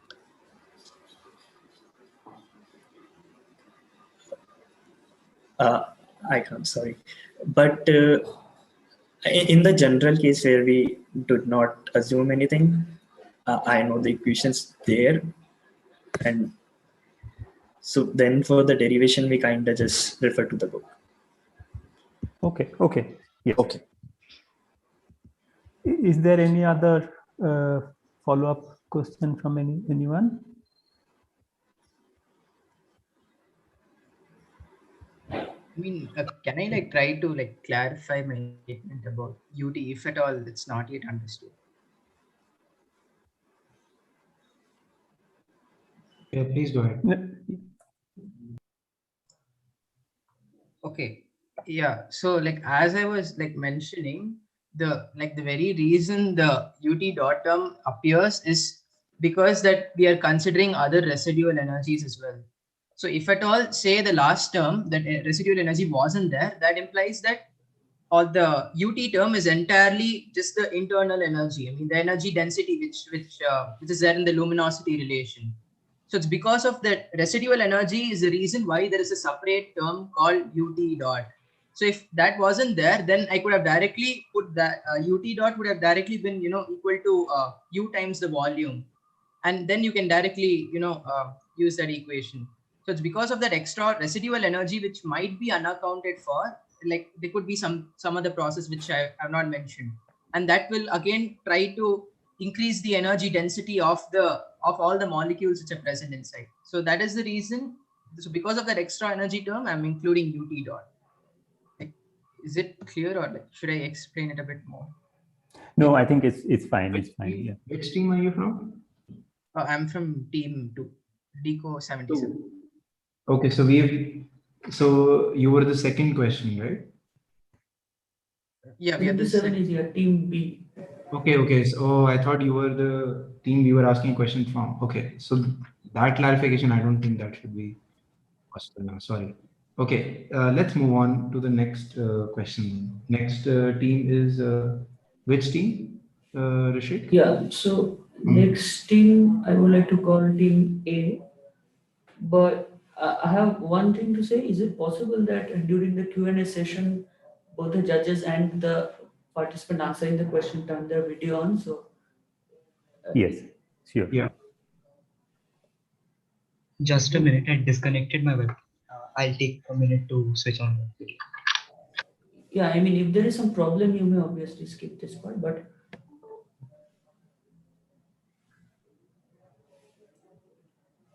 So the question to team A now, right? Yeah, so it's team A.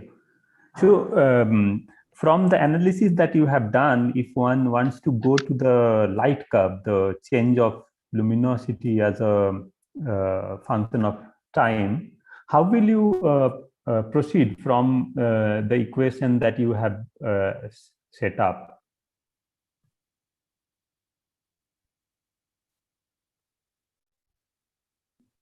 just a moment. I think my teammate will take that. Right. Hello. Am I Yes. audible? Yes. Right. So actually, we didn't really extrapolate the light curve, but we feel that that at smaller stars the peak will be at a lower position and at higher stars will be at a higher position. We didn't really answer that question even in our slides because we just referred to the book for it, and we didn't really holistically get the essence behind it. So we didn't want to approach that specific question in our answers, but when we did refer to the book, we saw that the peak was coming at a lower position for the smaller stars and at a higher position for the larger stars. Mm-hmm. There is also a question about this DM term that you have got. So what exactly do you have in mind when you have when you are connecting this DE and DM? Right, I think my teammate will take that. So as I saw the presentations of the remaining finalist teams, I noticed that they've all taken the total mass of the ejecta in that mass term. But what we considered was the mass of the radioactive substance which was mentioned in the question that was undergoing decay to release energy. Because in the question it was mentioned as the power radiated per unit mass. I felt this would be a better assumption to make, that the mass that is getting converted to energy due to radioactive processes, that's the mass that was being referred to. But your DM is negative, no? If you have that assumption, like you are saying that your okay, yes. But then there will be a negative sign in front of your dE, and then all the equations will change. I don't think it will be consistent then, right? Yes, yes. The dm by dt term should have been negative there. We just took the absolute value. I think that's not very accurate. We should have taken the negative side. Yeah. So let me try to understand. This dm, you mean the amount of the ejecta mass changing because of the radioactive decay? It is the delta m term between the if you have like a nuclei A decaying to B, the mass difference, that small delta m that you are referring to, is it? Yes, yes. Or are you assuming that there is more and more ejecta mass that is coming in? No, it's the radioactive decay that you mentioned. But then what is the term F there then? I mean, if your net change of mass is m, delta m, then that entire thing, delta m times c square, has been converted to energy, right, over that time scale. Yes, sir. I actually did not understand which F term are you talking about. Okay, the epsilon is equal to FC. Yes, yes. Okay, that was 1 second. Yeah.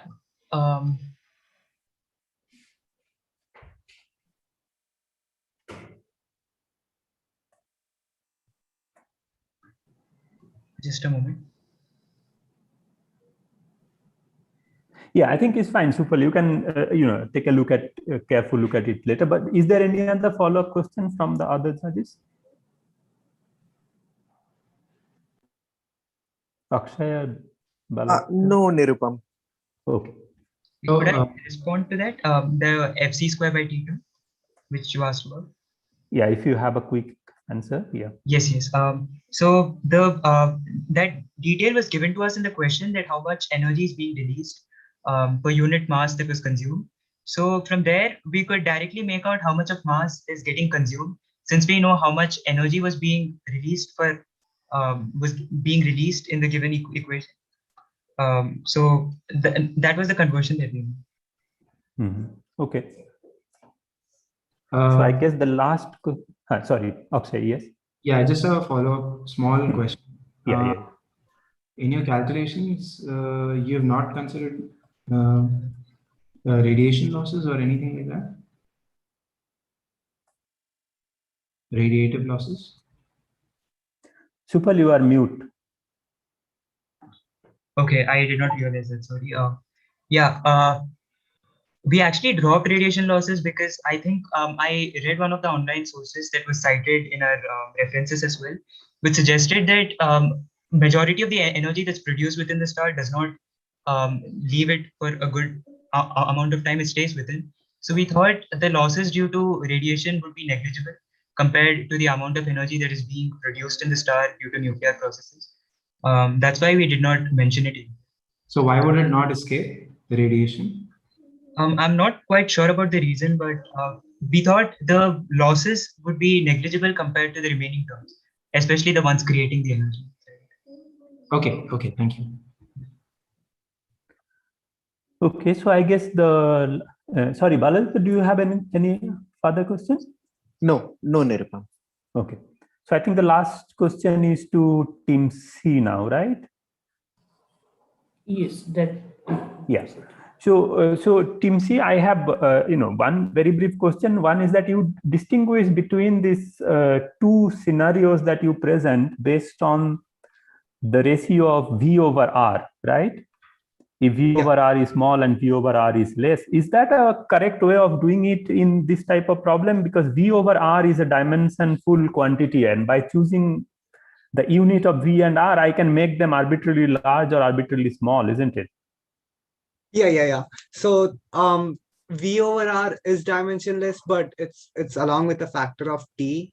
Now, I mean, it's basically like what's the time scale we are measuring upon, and like it's like we are measuring V over R times T, where T is the time scale of the light curve which we want to obtain.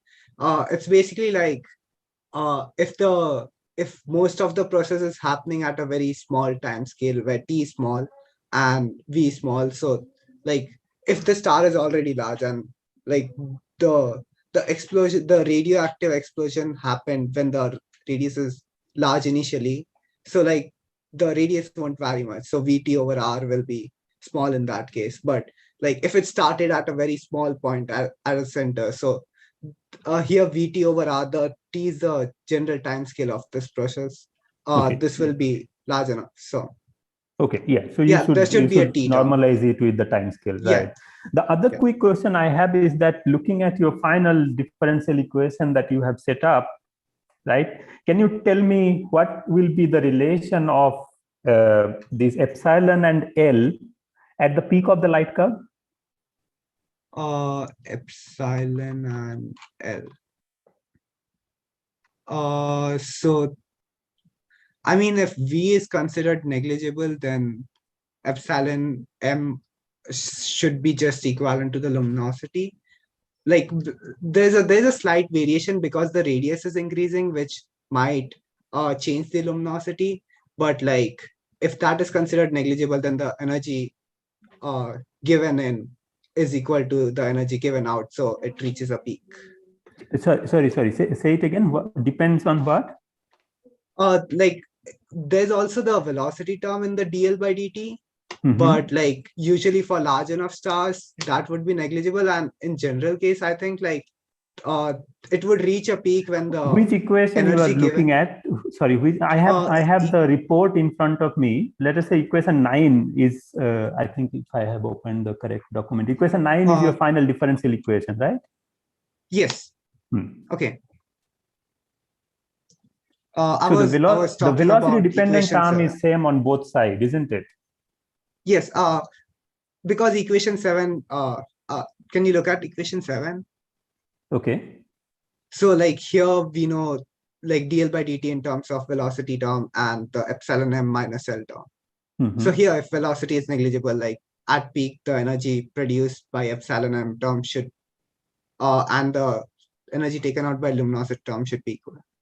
If you are quite correct. It's not that you don't need a constant on velocity. I mean, if you look at your equation 8, right, dl dt 0 on the left hand side will give you fc square by tm same as L. Yeah. Okay, makes sense. So it's even without that assumption, it's same. Yeah. Anyway, I don't have. Yeah. So Baladitya, Akshay, do you have any follow up on this? I just have a small question. So in your figure 1, where you're showing the light curve, what do the negative values mean here? It's like because we didn't start at we didn't specify the initial conditions. I just graphed it so that the curve remains in a right range. I mean, we could just move t0 to like t equal to 0.25 or something to not have the negative values. Like it's just the initial value of E was negative. So. But what does it physically mean? Is that physically realistic? Oh no, it's not physically realistic. It's like I should have taken care of the initial conditions with starting t equal to like the t0 should have been slightly ahead. So what is this t0? Where the explosion started, actually like the initial luminosity should have been considered, because here in the initial luminosity has a very negative initial value. Okay, fine. Okay, thank you.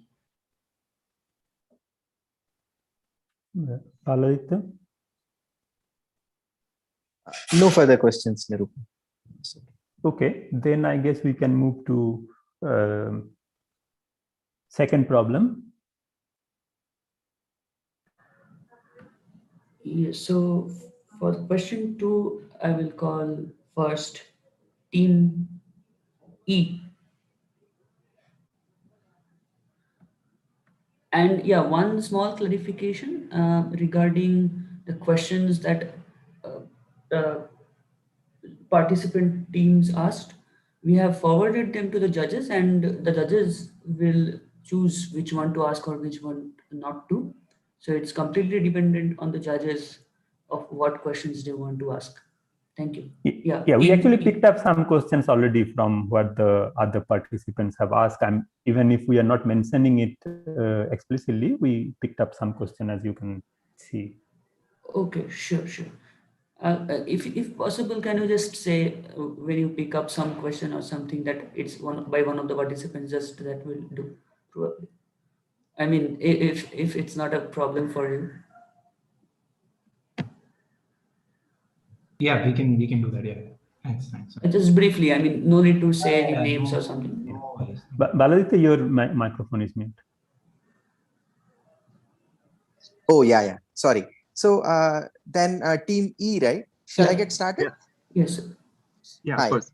Yeah. So in your derivation of the energy of the Josephson junction, you have an integral, right?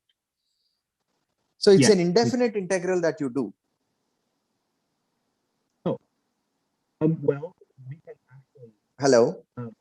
Yes. Hi. It's an indefinite integral, right? Can you hear me? Yes, I can hear you. Yes. Yes. Yeah. So you do always have a constant of integration when you do an integration, right? Right. So, but I don't see any constant of integration in your derivation. So can you comment on that? And why did you leave it out? Or yeah. Yes. Thank you for that. Well, if you look at what is slide 27, when I write out the full Hamiltonian, there is a constant minus EJ in it. So this part is treated later as the perturbed Hamiltonian. So if I include another constant, this is also going to be treated as part of the perturbed Hamiltonian, which is separated from the unperturbed harmonic oscillator problem that we solved. So my comment would be, yes, there will be a constant, but it wouldn't affect energy levels. No. That's not what I'm saying. I'm not talking about the perturbation part of the calculation. I'm talking about the power of the Josephson junction. You wrote and you integrated the integral PDT and you got the energy of the Josephson junction, right?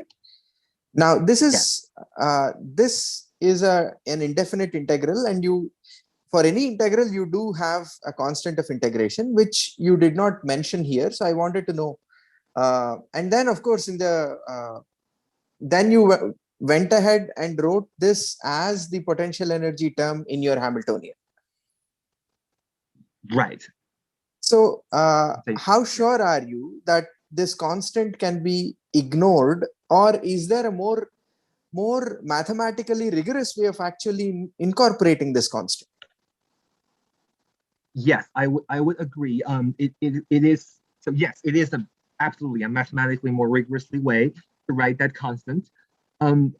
Well, then if you want to take, let's see, if we're given this initial conditions that phi is an integral of minus infinity up to t of v dt, then I think we can do. I'm just attempting another approach. I think we can integrate it from minus infinity up to t, and that would leave the result unchanged.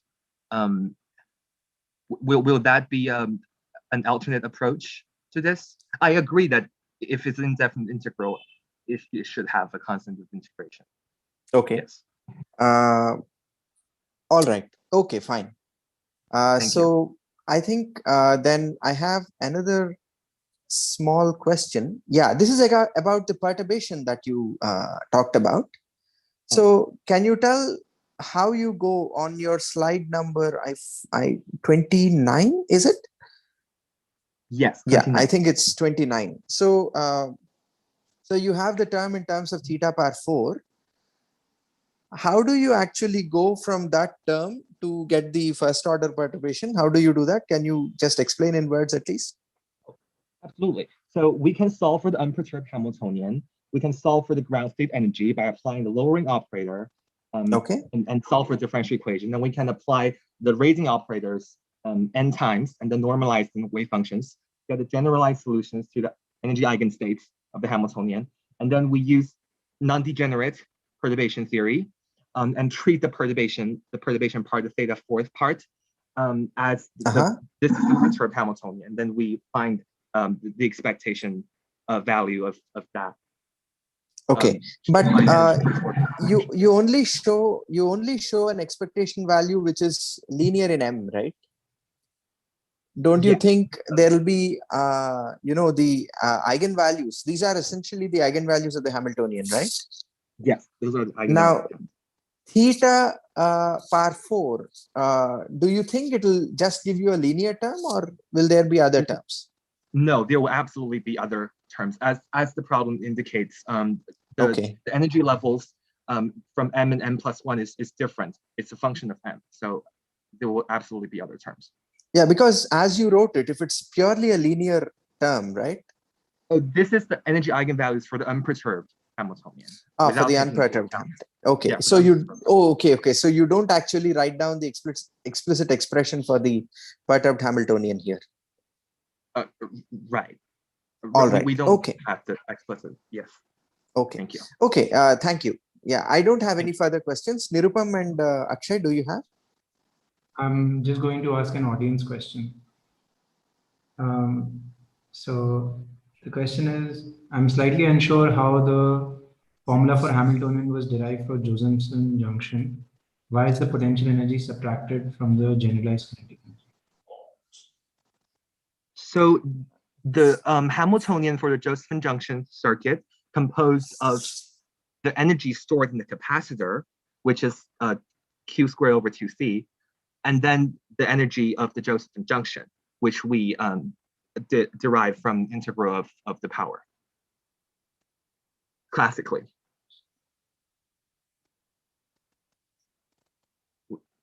Does it make sense? No, the question is, so Akshay, I actually think the question is not, entirely correct here, because the potential energy actually has a negative sign there. Okay. Oh, I yeah. just the question. I didn't put thought. Yeah. No, I mean, I saw the question, but the potential energy has a negative sign in front of it. So it looks like a difference, but it's actually summing up. So that's okay. Okay, yes, okay. It's a summation. Okay, so let's move to the next team then. Which is the next team? Yeah, so next team, I would like to call team D. D for delta. Yes, D for delta. Yeah. Team D, right? That's it. All right. So team D, are you here? Yes. Hi. Yeah. So again, I will ask you the same question.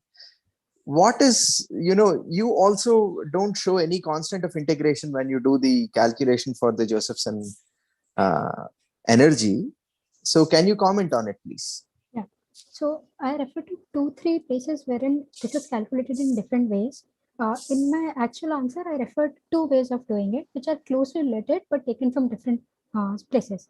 So one doesn't tell you even that there's a constant, which I wrote, whereas the other one, in my actual answer, I write that there's a constant attached to it, and below that I've written that this can be taken as 0 since it scales up the energy. So there's that one answer I've taken from that place. The other way, like he said, I'll just say if you're trying to get rid of constant, you can maybe convert it into a definite integration in the way, like, since it's Okay, but anyway, you are so the energy, you are doing an indefinite integral. So there is a constant of integration. So your answer seems to be that this constant is only going to push the potential up or down by a constant value. So it won't really participate in the dynamics. Yeah. Okay. Now, when you write the energy of the Josephson junction, you have 2 terms, the capacitance and the inductance, right? Yeah. Now, where does that capacitance come from? It's for the transform. So you're shunting it with a capacitor. So that capacitance is taken off the capacitor. That's shunted. Okay. All right. So you have, for the transform, you have the capacitive energy, and for the Josephson element, you only have the pure inductive energy. Yeah, there can be, if you go into the details, like if you're doing it very rigorously, I think there should be an extra term associated with the junction itself. But we have eliminated that. It's just taken associated with the inductance part, and here it's just associated with the capacitor that's shunted. Okay. So then, okay, finally, I have one question. So if I have 2 of these Josephson junctions in parallel, okay, if I have two of these Josephson junctions in parallel, how would you go about dealing with that situation? What would you, how would you write the circuit equations for that? Without going into the details of how Josephson junction works, I'll just consider it as an inductance and consider a circuit where you're just given some inductance. You have this capacitor, there's another one that's connected in, say, parallel to it. And then maybe the most trivial way I'll go about is try to think it in terms of Kirchhoff's law first, because you'll connect it across some source. So you'll see how current is flowing. Then you'll try to get the potential difference across, potential drop across it. You can take the entire loop. You can take smaller loops. You can take the entire loop. So you'll get equations. You'll try to simplify things and end up with a circuit equation that will tell you about the whole circuit. Okay. Okay. All right. Any questions, Nirupam and Akshay? I'll just ask an audience question. And this seems to be fine. So for creating any state with the harmonic driving field, how do we decide the phase of, let's say, state 0 and 1, as we can only control the amplitude? Like, how do we create a state 0 plus 1, actually? So how do we decide the phase of a particular state? How do we do that experimentally? That's a very good question. Yeah. Okay. So here, basically, you're starting with the pure state, so state 0, right? All you're varying is how you're driving your external field. Okay. So now what I said was, let me just open it where I saw, where I just talked about it. So yeah, so I've just said that these probability amplitudes will vary, right? The amount. But I don't exactly know how do you control the phases between the two, but it will be how you're driving the external harmonic field, because that external harmonic field also has a frequency associated to it and the initial phase, right? So all you have in your hand to control, to drive a superposition field will be the field that you're driving, the external field. So I don't know any other way by which you can control how the phase between the two states will be, the superposition states. So when you apply, so in your solution, right, the phase that is appearing as the relative phase in the superposition is exactly the phase of your drive field. Yeah. Okay. So now the question is, experimentally, how do you have any ideas as to how you set this?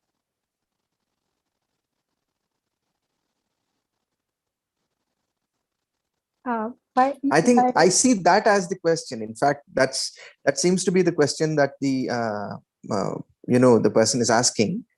So experimentally, how do you set the phase of the drive field? Because it's the same phi which is appearing in your superposition.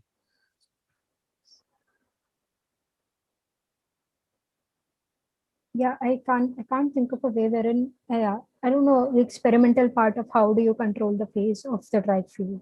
I just know how it will affect the superpositions. All right. All right. That's okay. Yeah. Nirupam, any questions? No, Bharat. No. Okay. Then, Saumitip, we can go forward. Yes. So the next team, is team A. Yeah. Team A. Yeah. Yes. Okay. Yes. Yeah. So team A, I have a question. So in your, let's see. Yeah. So you actually considered the capacitance of the Josephson junction in your, can you share your slides once? Maybe it will be easier. So you showed a term which considers the capacitance of the Josephson junction and gives you a different form for the energy of the Josephson junction. Right. Can you elaborate on that a little? Because I think you just passingly mentioned it in your presentation. Right. So we just mentioned it in passing. Okay, so actually we referred to a Caltech paper for understanding the capacitance behind the Josephson junction. And earlier, I think one of the teams you asked the question about Josephson junctions being in parallel, which, if I'm not wrong, is known as the SQUID, or the superconducting quantum interference device. Yeah. Which basically deals with furthering the Kirchhoff equations in the Kirchhoff node law by taking I naught sine delta 1 plus I naught sine delta 2 plus the C phi double dot term. And finally simplifying that, we find out we back calculate the Lagrangian by a different equation, which is Now, how is that related to this? Right, sir. So actually, sir, when we calculate the Lagrangian properly, and when we do not neglect that term, because even in writing this equation, we neglected the capacitance of the Josephson junction itself. But if we don't, then we get the third term. We want to be sure about how. So when you say capacitance of the Josephson junction, right, sir, are you assuming a particular construction for the Josephson junction? I don't exactly understand what you mean, sir. What do you mean? The way the question is phrased, Josephson element, the Josephson junction, or the defining equation of the Josephson junction only results in an inductance, right? Right, sir. Yeah. So where does this capacitance come from? Okay. So I personally think that when we were writing the inductance itself is non-linear, which means that we can't simply write the energy term to be half Li squared. Since we cannot do that, I feel the energy terms will show certain similarities to capacitance when we calculate it, and from that's where we get the capacitance term from. If I'm not wrong. Okay. All right. Then in your calculation for okay, let's move on to the second part of that question, where you have this for a pure and mixed state, you were asked to prove that rho squared is traits of rho squared is less than 1, right? For a mixed state. Hello? Right, sir. Yeah. So what are the assumptions you make here on the size? I mean, in a mixed state, when you write rho as summation over I psi I, pi times psi I, the Ket-Brap outer product. Right, sir. Do you make any assumptions on these psi i's? Just that they're orthonormal and that they define the basis vectors. Okay. Now, is that required? I mean, does it have to be so for a density matrix? No, sir. Not really. It doesn't have to be so. But just the fact is that any basis can be converted to an orthonormal basis. So if you can prove that the derivation holds for an orthonormal basis, it must hold for any generic basis as well.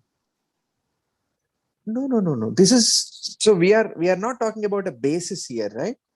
What we are saying is the density matrix rho is a summation.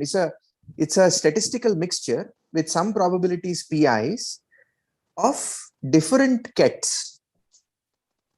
Psi i's being different kets. So what is the justification for you to make the assumption that these psi i's are orthogonal? These are given to you, right? I mean, for example, I give you two different kets, which have, let us say, in the photon polarization states, these are not exactly orthogonally polarized, but say these are, one is along the x polarization and one is 45 degrees between x and y. I can give you two such states as your psi 1 and psi 2. Now, I'm really sorry. My network's a little poor. Can you repeat what you said towards the end? I'm asking you, what is the justification between what is the justification for making this assumption that these psi i's are orthogonal? Oh, okay. Could I contribute here, sir? So probably that was not meant. Yeah, sorry. Yeah, go on. Yeah. Probably that was not mentioned in the question that it was orthonormal. But we went ahead and made this assumption because what the question asked us to prove was properties of a mixed state and a pure state. And that should not depend upon the basis vectors which we use as long as they span the whole basis. So if we are able to show that this property holds true for a given state of basis vectors, whether they are orthonormal or not, but they must span the whole Hilbert space, then we can say that it must hold true for all cases. It just depends upon the construct we make up for giving this proof. All right. Okay. So I'm done with the questions, Nirupam and Akshay. Do you have any follow-ups? I don't have any follow-ups. No, I don't have any. All right. So we can move to the next participant, Shomadi. Yes, so the next team is Team C. Team C. Yeah. So Deco 99, right? Yeah. Yeah. Hi. So can you tell me, you mentioned something about rapidly rotating terms in your derivation of the energy of the transmon. Can you explain that? So it's like let me be more precise.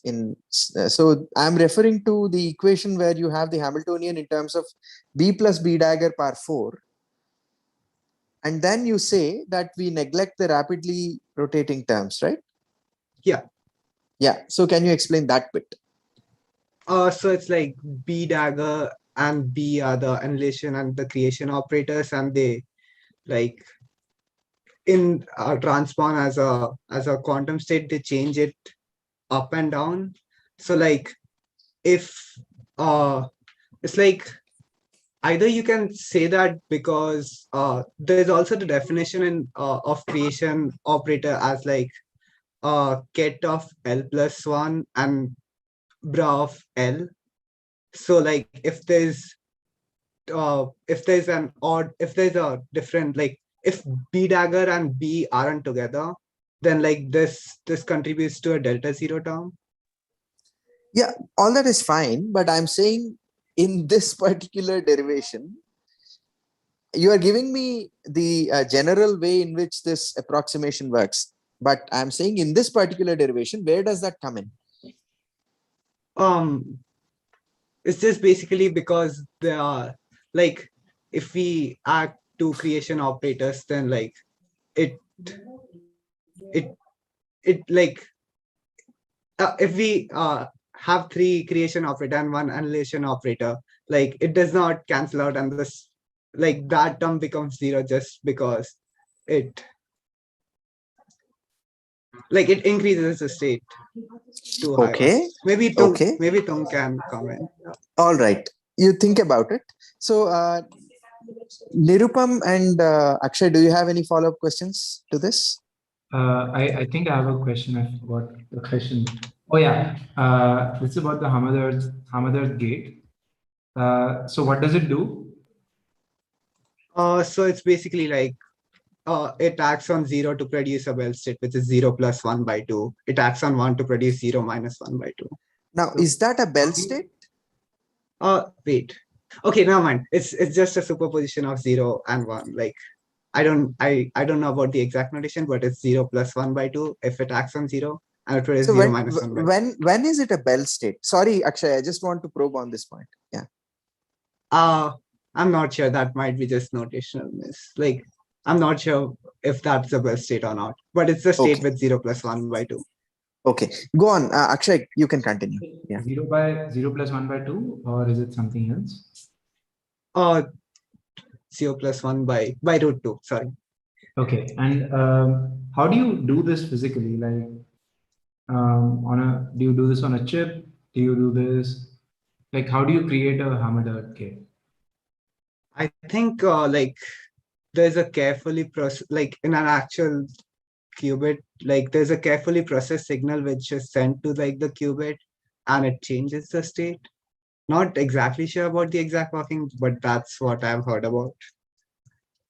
Okay, so like, can you create a physical Hamadar gate, or do you do this using some other process?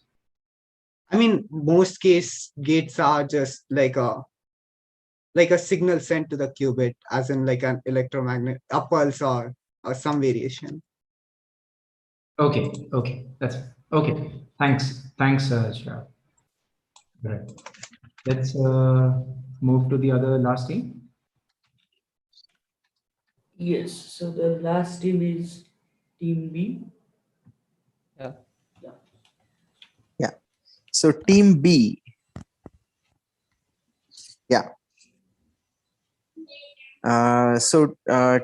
Team B. Yeah. So in your presentation, you also talked about these. I'll ask the same question again.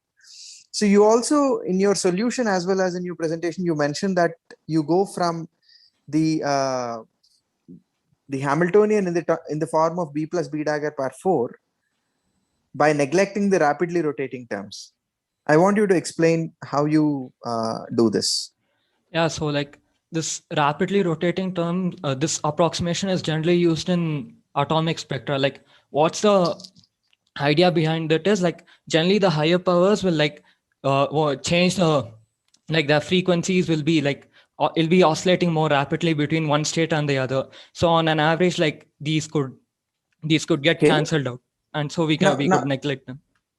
Now, whenever you say frequency and averaging, I mean, like there should be in comparison to some time scale, right? Yeah, like how these like how one state is going to the other based on the external excitation, it might be related to that. So like yeah, but there is no external excitation, right? I mean, you are considering a closed system. There is no external excitation in that Hamiltonian, right? It's a time independent Hamiltonian. Yeah. So can you think of a way in which you can justify that claim? I mean, like maybe like a pair of electrons, a Cooper pair is added and the Cooper pair is removed from the Josephson junction. Maybe it may be related to that, like the input and the output. So like. So you have the Hamiltonian, which is written, it's essentially a nonlinear oscillator. So you don't even have to worry about Cooper pairs and other things here, right? Yeah. And you have an extra term, which has this B plus B dagger power 4 form. Yeah. My simple question is, this is a closed Hamiltonian with no external perturbation.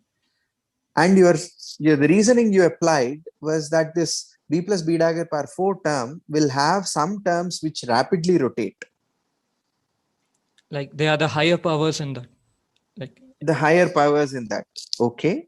Now, all the terms in this, okay, let me also ask you this. So in that expansion of B plus B dagger power 4, every term will have a degree 4, right? Yeah. It's a binomial expansion after all.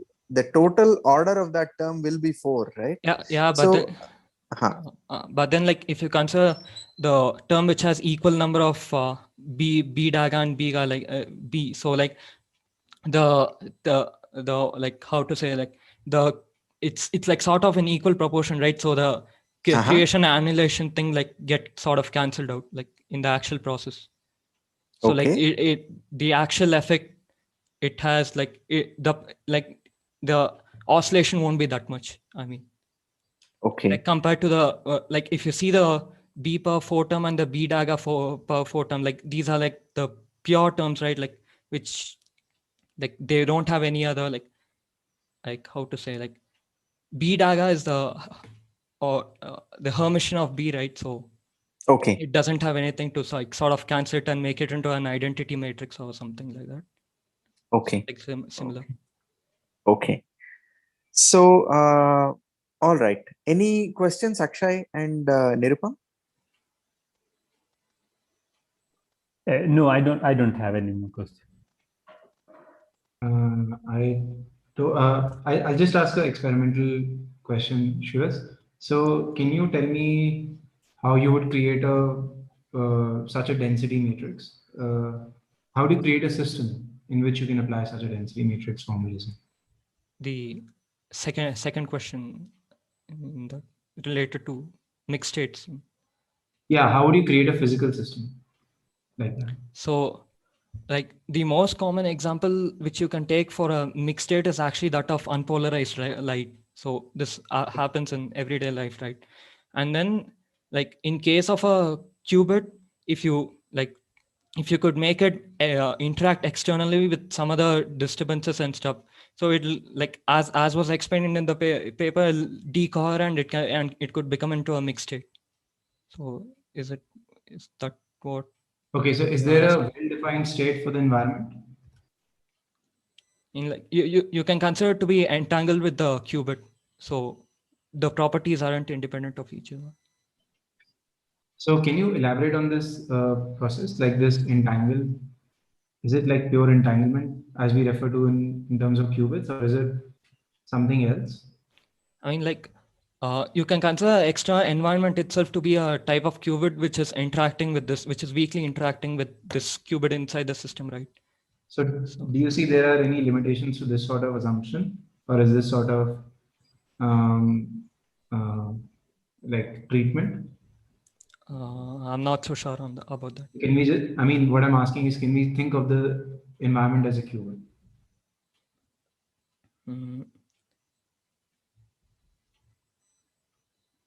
Like we can have different thermal states of the environment, right? Like maybe like the photons which come from the external environment, like they can be considered to be of base 1, and the empty that the zeros, like the environment having nothing as 0 or something like that. Okay, that's not totally correct, but okay, let's end the discussion here. Thanks, Shivas. Thank you, sir.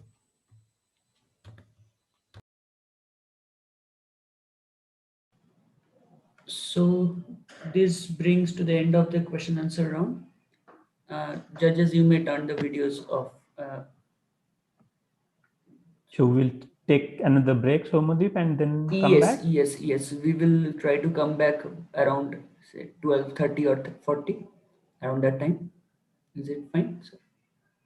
I mean, whenever we are ready, maybe we just take a break. Okay, sure. We Then just come 15, back. 20 minutes break we can Yeah, take now. maybe 10 minutes. Yeah. Yeah. Okay. Yeah. So we request the participants to stay here, and we will come back in around 15, 20 minutes with the results of Decoherence 2021. Thank you.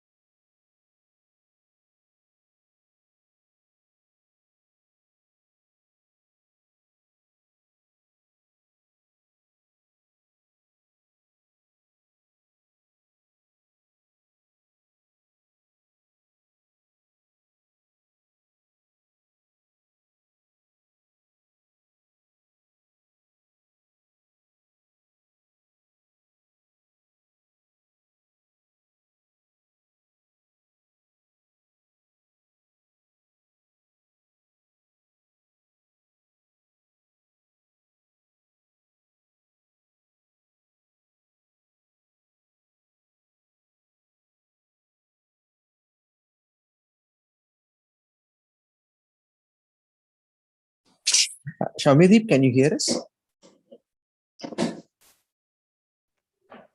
Yes.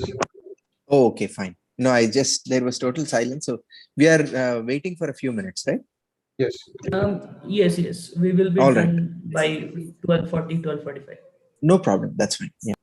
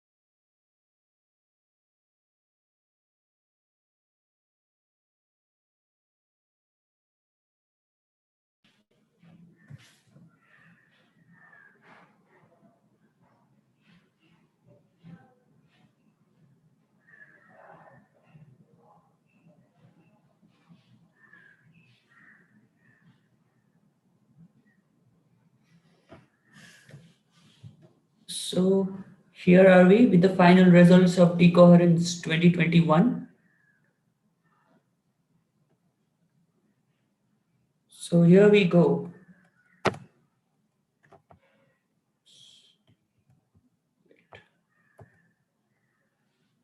Yeah, so second runners up are the teams of Yolong Lee and Rihao Lee from New York University, Team E, Deco 671.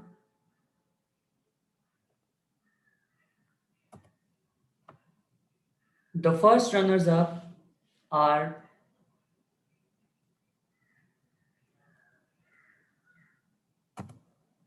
Team C, Deco 99, Chirag Falor and Tung Tran from Massachusetts Institute of Technology. And here we are with the winner. And they are Team D, Sanskar Agrawal and Prarthana Agrawal from ISER Tirupati. These are the results, and we will communicate with you all with the certificates and the prize money later. We will be processing all those things within a week. We will now conclude Decoherence 2021 with the vote of thanks.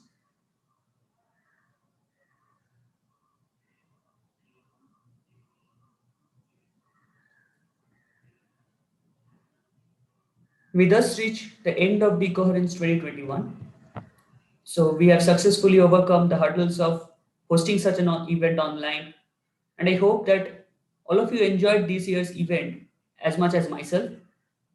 I'm fortunate to have a great honor of thanking everyone who played a role in making this event a great success. I take this opportunity to thank the UG Dean, Pravega CC, our sponsors, the judges who are with us today, the many participants who joined us this year, and the volunteers who helped shape this event. As was said in the beginning, we hope we have been able to foster within you a great love for physics and hope that everyone continues supporting us by joining us again next year. Jai Pravega.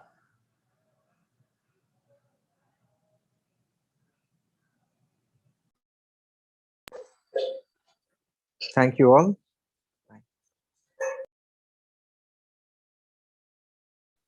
Thank you. Thank you. Thank you. Hey, it's